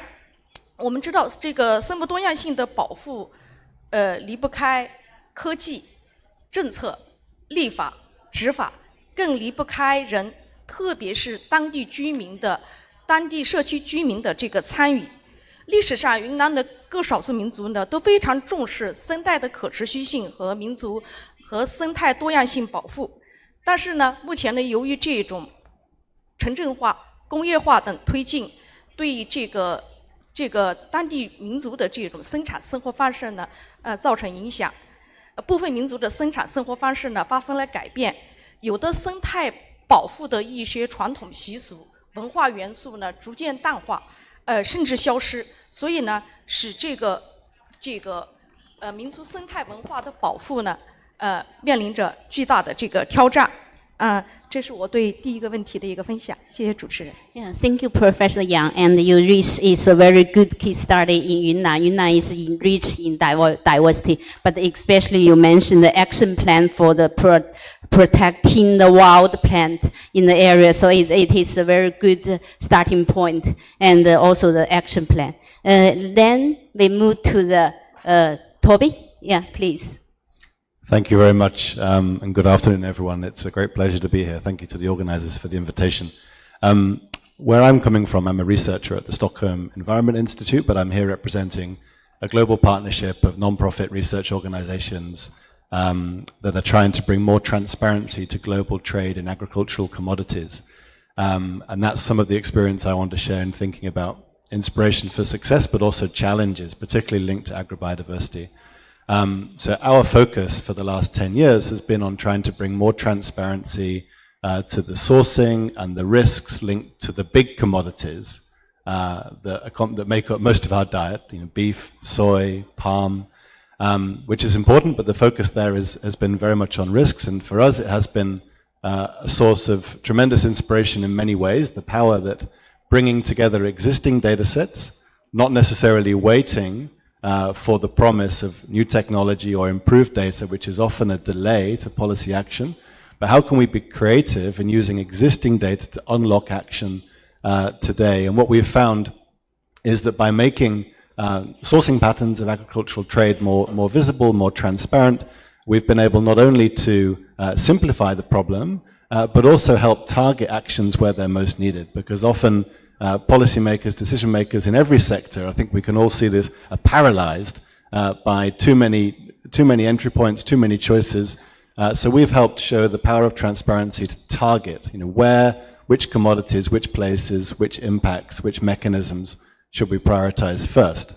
And at the same time, to use the power of transparency to remove excuses for inaction, which is often a barrier. There's not enough data, we don't understand the issues, we can't take action. Sometimes that is true, oftentimes that is not true. So this is, we've had quite success in mapping these big supply chains, but I think what's interesting about today is this strong focus on agrobiodiversity, and we've heard so many compelling presentations this morning or earlier about the vital yet often overlooked role agrobiodiversity plays and needs to play in our food systems. So the daunting challenge, you asked us, Keo, about what would be a daunting challenge, is how we can raise transparency of agrobiodiversity. And how does our experience teach us something about that? And to give a little color, I just want to take us to a landscape I know very well in the Brazilian Amazon, around the town of Santarém. And it's quite typical of many landscapes in the Amazon and typical of many tropical landscapes. There are kind of three dominant land uses. One is very extensive cattle pasture with less than 1 cow per hectare, which is not a functional land use. It's a way of occupying the land, waiting for something else to come along that may be more profitable. The other is soy, which is the economic engine of the region. And the third is a much more diverse but quite hidden assortment of land uses that are much smaller and in hidden parts of the landscape of a huge diversity of crops. And just to illustrate, the most productive land uses in that region, which includes things like black pepper and fruit juices, are up to 3,000 times the return per hectare of cattle. And yet, these unproductive land uses persist and dominate in the landscape. So if we are to unlock the power of agrobiodiversity, how can we use data and transparency to reveal a lot of these hidden opportunities? And three of the challenges in doing that. First of all, how can we bring to light a lot more some of the data that I just shared? What are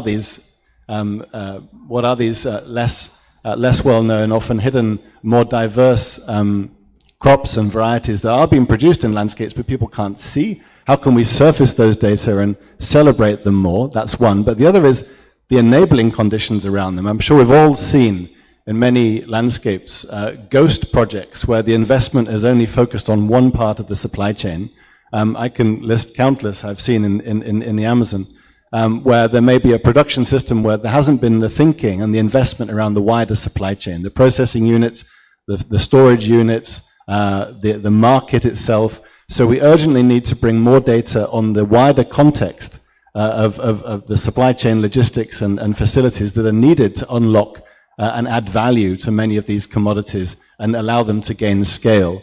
And the third, I would say, is I think this has been exemplified by the presentations earlier, that we will not be able to unlock the potential of agrobiodiversity unless we also bring more to the light and make more transparent the critical role that local people play in being able to understand how to grow, how to process, and how to cook with and how to store and reproduce these varieties. And there's a lot of non-monetary benefits that are very, very hard to spatialize around cultural values attributed to different commodities, around knowledge practices, but it doesn't mean that it's impossible. So there are many challenges there, and to wrap it up, our experience is that making patterns of trade and origin and risk more transparent can share burdens. It can move away from pointing of fingers towards where the problems are to sharing the burden and sharing the responsibility across the supply chain, not such a heavy and unreasonable focus on the producer. How can we transfer some of that to the context of agrobiodiversity and help unlock and scale the incredible potential that we've heard about so far today? Thank you, Toby. Like you just mentioned about how to increase the transparency of the supply chain, and also you mentioned very important for the data sharing. Also, it is very useful. You use existing database to increase this transparency of the increase commodity. So it's very, very important. I don't know how much time we left, but now we just move to the action and the future. For action and the future, in terms of technology and policy. You know, in 2022, like we just have the Kumi and the mature framework announced, and we have very ambitious goals and also very tight timeline. For that one, like I hope each 6 panelists, you can just give some, like we call the tech and the policy initiative to address this big like the goals, and also give the like some action plan, and to just to make this ecosystem to life. Just now we start from the Toby, like please. Okay, thank you. Well, I'll be brief because we're running out of time. One, I heard from today, which was Deborah's presentation. I think the data platform that you showed was really inspirational. So scaling that up and investing in that, we don't need lots of new ideas. There are many brilliant ideas out there. That's one. And you referenced earlier the Codex Alimentarius that FAO launched many decades ago. There is talk amongst some in the community of having a Codex Planetarius, which would provide common measures of performance, environmental performance linked to production standards that could be shared across countries and nationally and locally adapted, but could provide us with a common benchmark about how commodities are being produced and where we need to target investment to lift up the least or the poorest performing regions. And then the third, I would say, is what I mentioned earlier. If we can invest and build respecting rights holders and data holders, so anonymizing some of the data, but bring more transparency, bring more visibility to the incredible agrobiodiversity that's out there. Because I think it's true to say that at the moment, there are better global databases on ex situ agrobiodiversity in gene banks, which of course is essential. We don't need to remind ourselves of that. Then there are databases on in situ agrobiodiversity, which is an awkward tension, because we know at the same time that in situ biodiversity can only be, this promise can only be realized by the local people who live in these places. So that would be my three. Thank you, Toby. Now we move to the Professor Yang. OK， 未来5年，我觉得应该优先启动的具体的技术政策的这个一体化行动倡议呢，就是开展云南民族生态文化非物质文化遗产保护传承的行动。就是如我刚才所说，就是说一个具体的挑战性问题呢，就是民族生态文化保护的传承压力大，因此呢，可以模仿仿效目前在全国实行的非物质文化遗产保护与传承的做法，开展云南民族生态文化非物质文化遗产保护的这个试点，取得经验之后呢，可以在全国甚至世界推广。目前在全国推进的这种非物质文化遗产保护和传承的代表性项目的10大门类里边，没有民族生态文化非物质文化遗产保护传承的这一项目。同时呢，开展云南民族生态文化非物质文化遗产保护传承的这个行动呢，可以很好的落实 CBD 关于生物多样性保护公众参与的这一倡议的落实，也是一个非常有效的这个方式。好，谢谢。Thank you, Professor Yang. Now we'll move to the E and OE. Yes. OCE. Thank you. Okay, just to connect to what I was sharing before, and I heard Toby talk as well about some of the stuff about the need for transparency. I think one of the big initiatives that we are leading, ADB is leading, is our president announced in our annual meeting this year a $40 billion food system transformation ambition. Now that's a lot of investment. So, and I think that speaks volumes for basically the priority that ADB is seeing that food systems have to play in order to achieve a lot of these global biodiversity outcomes and agreements. And one of the key mechanisms that we're doing to try to facilitate that through our team is to promote natural capital accounting. And why do we need to do that? Because we need to value the natural assets. We need to put a quantification of some form of value, because what's not valued, what's not monitored is not valued, and it's not going to be used in our system. This isn't new. So we know that environment markets don't exist. We know that these are public goods. But I think what ADB is doing for our work is to identify upstream, midstream, and downstream in our project cycle opportunities for inculcating natural capital accounting practices throughout all of our project operations. Even if the consistency varies for the different metrics that are used, the main thing is to do a baseline, to do a survey, and make sure that these are revisited regularly to understand the direction and the projections of the asset integrity, and then also to understand that this natural asset integrity is vital to achieve food system security. Because without the underlying natural asset integrity or stability or health, you're not going to be able to get your food production line just continuously going up in a fashion that demands it for the population growth. So these are the key outcomes that we'll be pushing in the next couple of years to this 2030 food systems transformation ambition. Thank you. I think it is big ambitious goals. So now we move to Director Hua. 那么结合我刚才提到的这个协同性的挑战啊，如果说要对未来5年有一个这个重点领域的优化的建议，那么我想还是回到怎么样更好的应对这个协同性的挑战。那么其实就是我们要更多的去倡导、推广和应用可以有效协同到多元食物发展与生物多样性保护的政策与技术实践。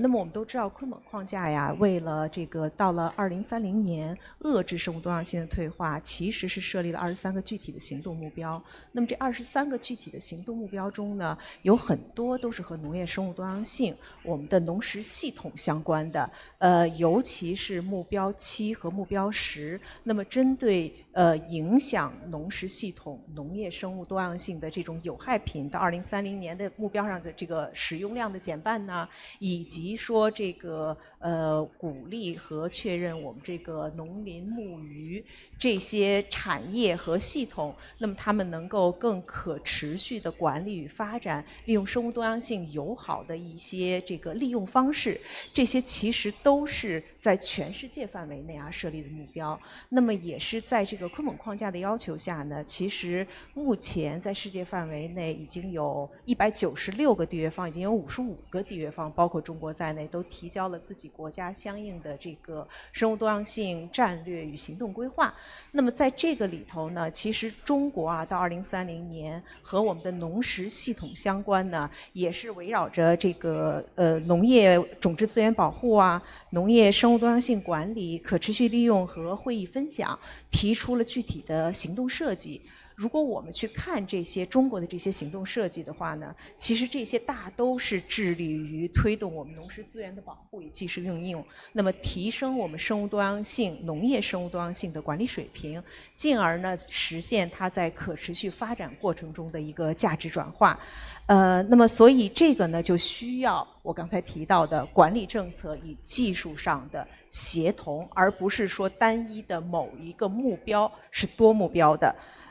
那么我就想回到我刚才提到的这个坚果种植的例子其实这样的协同政策与技术并不是没有的。那么在实践中呢，我们也开始越来越多的在推广，再去尝试。那么比如说像坚果的这个果园，他们也开始去用一些不同的基于自然的这个技术、土壤的这种综合管理技术来去减少有害化学品的使用来去真正做到保持土壤健康、保持这个水质和土壤营养的同时，那么也更好的来去提升地表的生物多样性。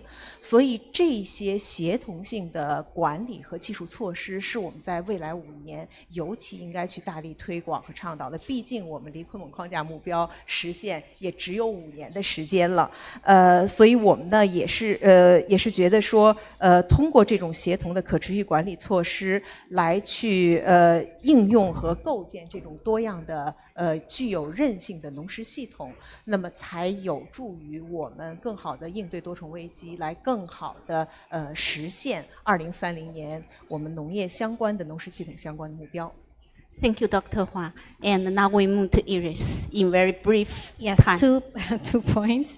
So I mentioned already what we see as an opportunity in the next 5 years is to push for agrobiodiversity-based food procurement laws at the national level and also at the state level in some cases. We have seen these, for example, in Meghalaya in India, where their school meals are actually serving the indigenous food crops, and they are able to farmers are able to earn from it, and at the same time children are able to value their food culture. And second is related to the young farmers, fishers, so policies to actually encourage intergeneration transfer of knowledge, and to achieve that we need integrated agriculture programs for young farmers, fishers, agripreneurs, agri-graduates who want to go back to farming.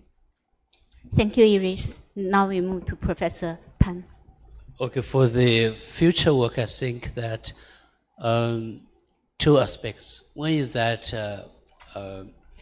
more fundings and projects on science, which, for example, the environment pollutants, the index. In my experience, we in China, we have a pesticide reduction strategy and project. So we established a pesticide index containing over 12 second level indexes, not only to measure the mass weight of a pollutant, but considering how they degraded, how they affect our dietary, how to affect the biodiversity and the other aspects. So it's science-based. And the second level, we have to use these technologies, including soil protection, plant health, to cooperate with the current agriculture production system to be used by more farmers to achieve the action goals. So I think that for the future, we need to considering not only production the diversity, but also to meet the requirement of our food system, more nutritional food, more safe food.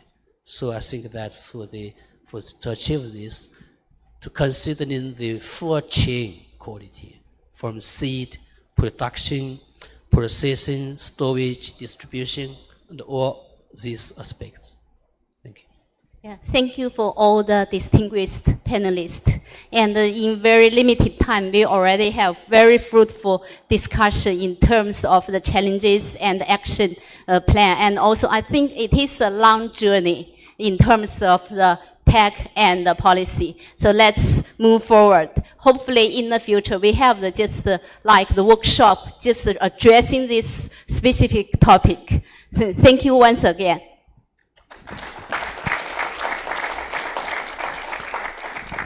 That's the end. Yes.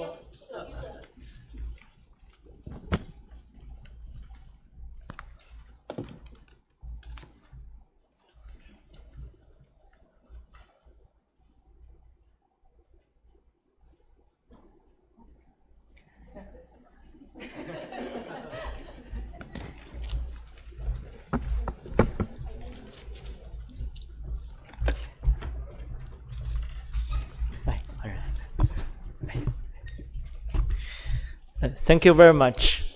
Ladies and gentlemen, now we come to the close of today's subforum. We have truly inspiring discussion and valuable exchange.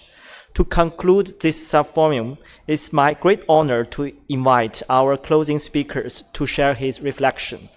Please join me to welcome Dr. Vangerus Kommels-Rutenberg. She is a distinguished global leader in the field of the food system, social inclusion, and gender equalities, and has been a passionate advocate for empowering women and promoting the biodiversity for sustainable development. Let us give another warm round of the big applause to Dr. Vangeru. Now the table is yours.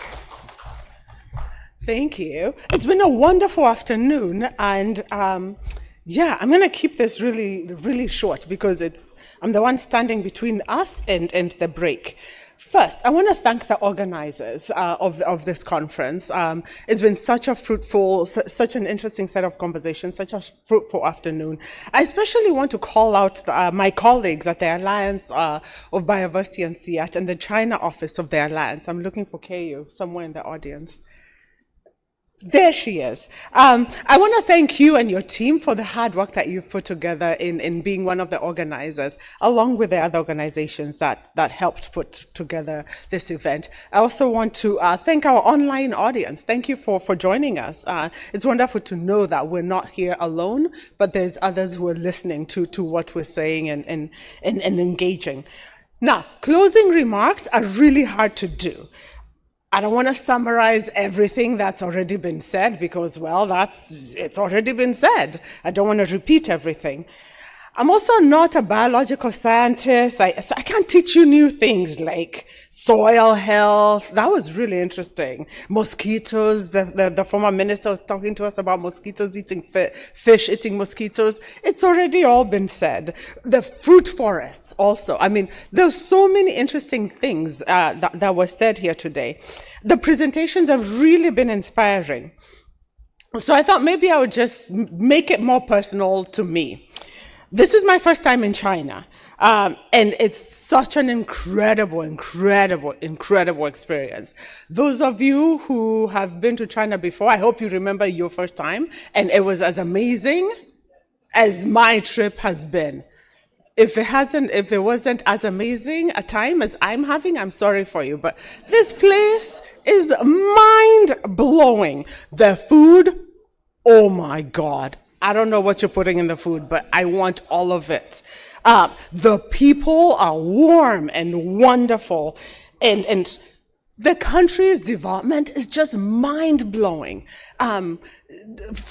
Driving from the airport, looking around, I don't know what I was expecting. I don't know what my stereotypes were, but it's just mind-blowing being in this country. I also reflected that someone earlier was talking about the local and the global and how do we connect, how do we have local solutions, but also I'm curious how we connect very local conversations to very global conversations.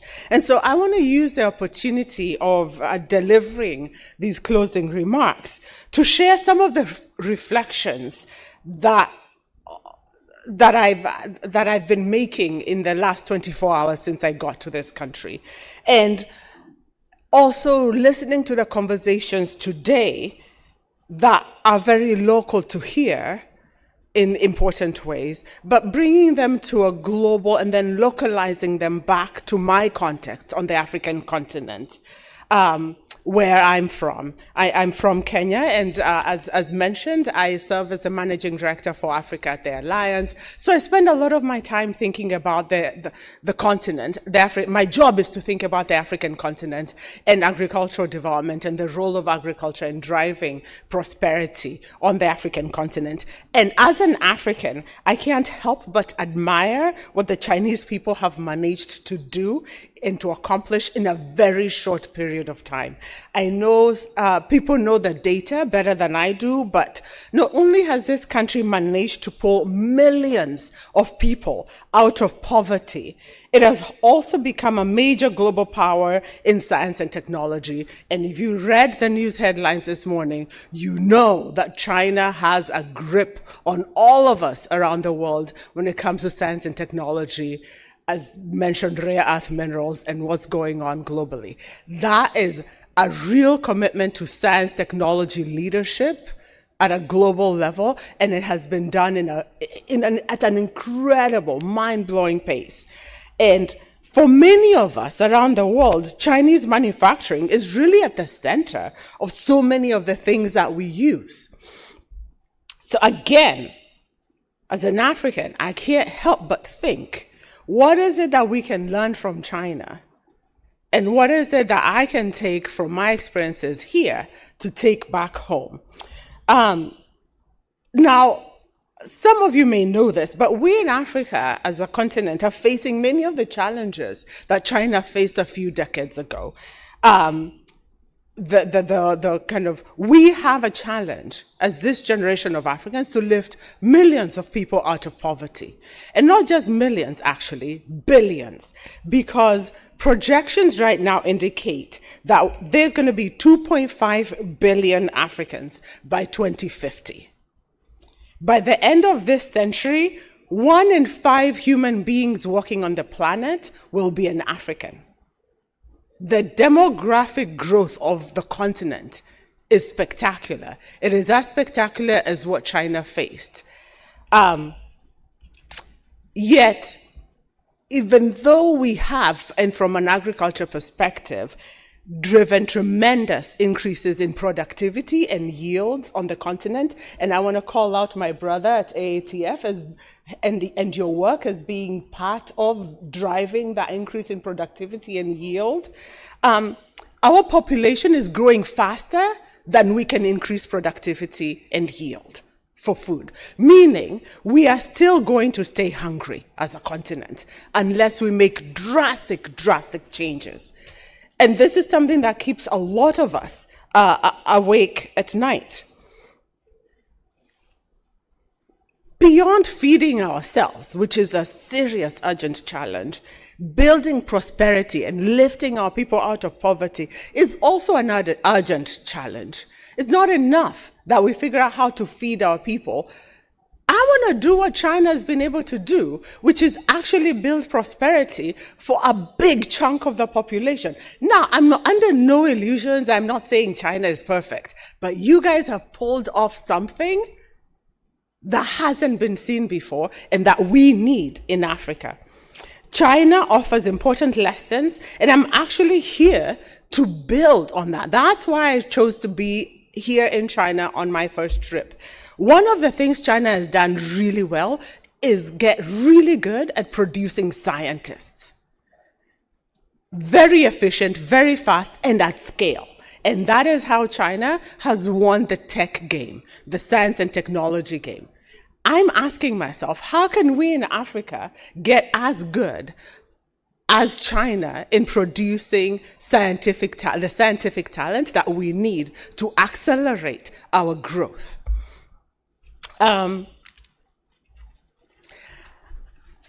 Okay, growth is good, it's important, we need it. Our population is growing, other things have to grow, including our science and technology capacity. But we also sat here and heard really serious warnings about the risk of biodiversity loss. We heard about, and we also heard about the ways that we're facing an interesting, at least to me, it sounds like a really interesting and delicate balance and challenge and question. My closing remarks, so then, are not going to be about giving answers. I want to share the question that I'm carrying forward.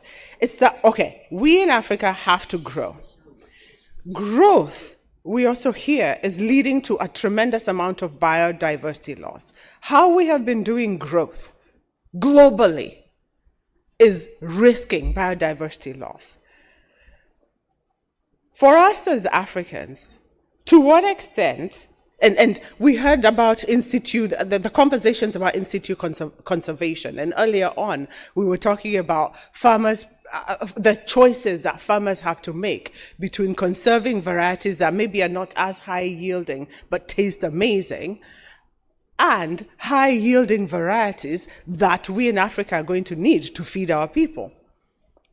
To me, that feels like a real dilemma.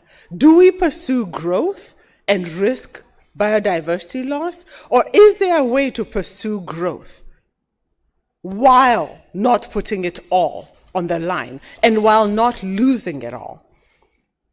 What will it mean to have a working age population of 2 billion people by the end of this century? And mind you, that's more than China, that'll be more than China, Europe, and the US combined. By the end of this century, what will it mean for Africa to have a working age population of 2 billion people How are we going to feed that population?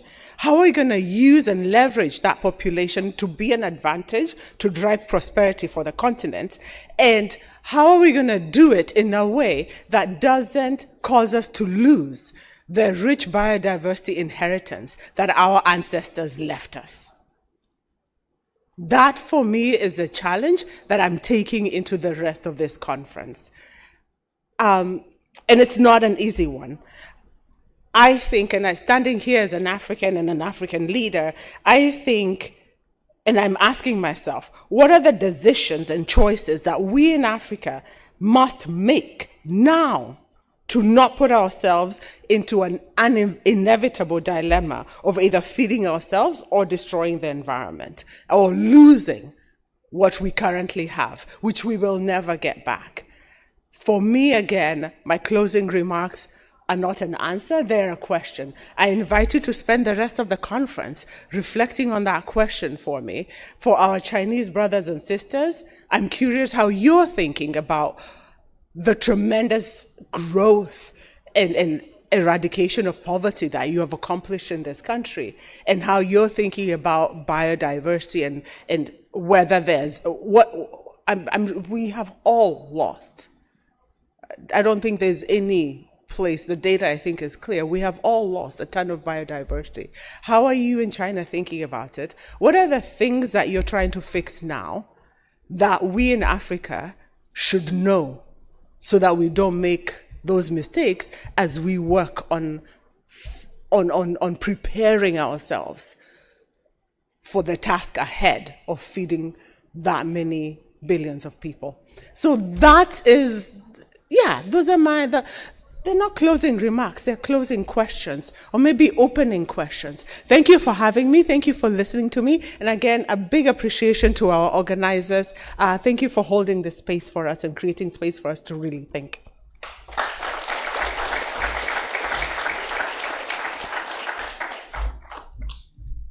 Okay, ladies and gentlemen, and our distinguished guest, I'm happy to say that we are reached to the end successfully.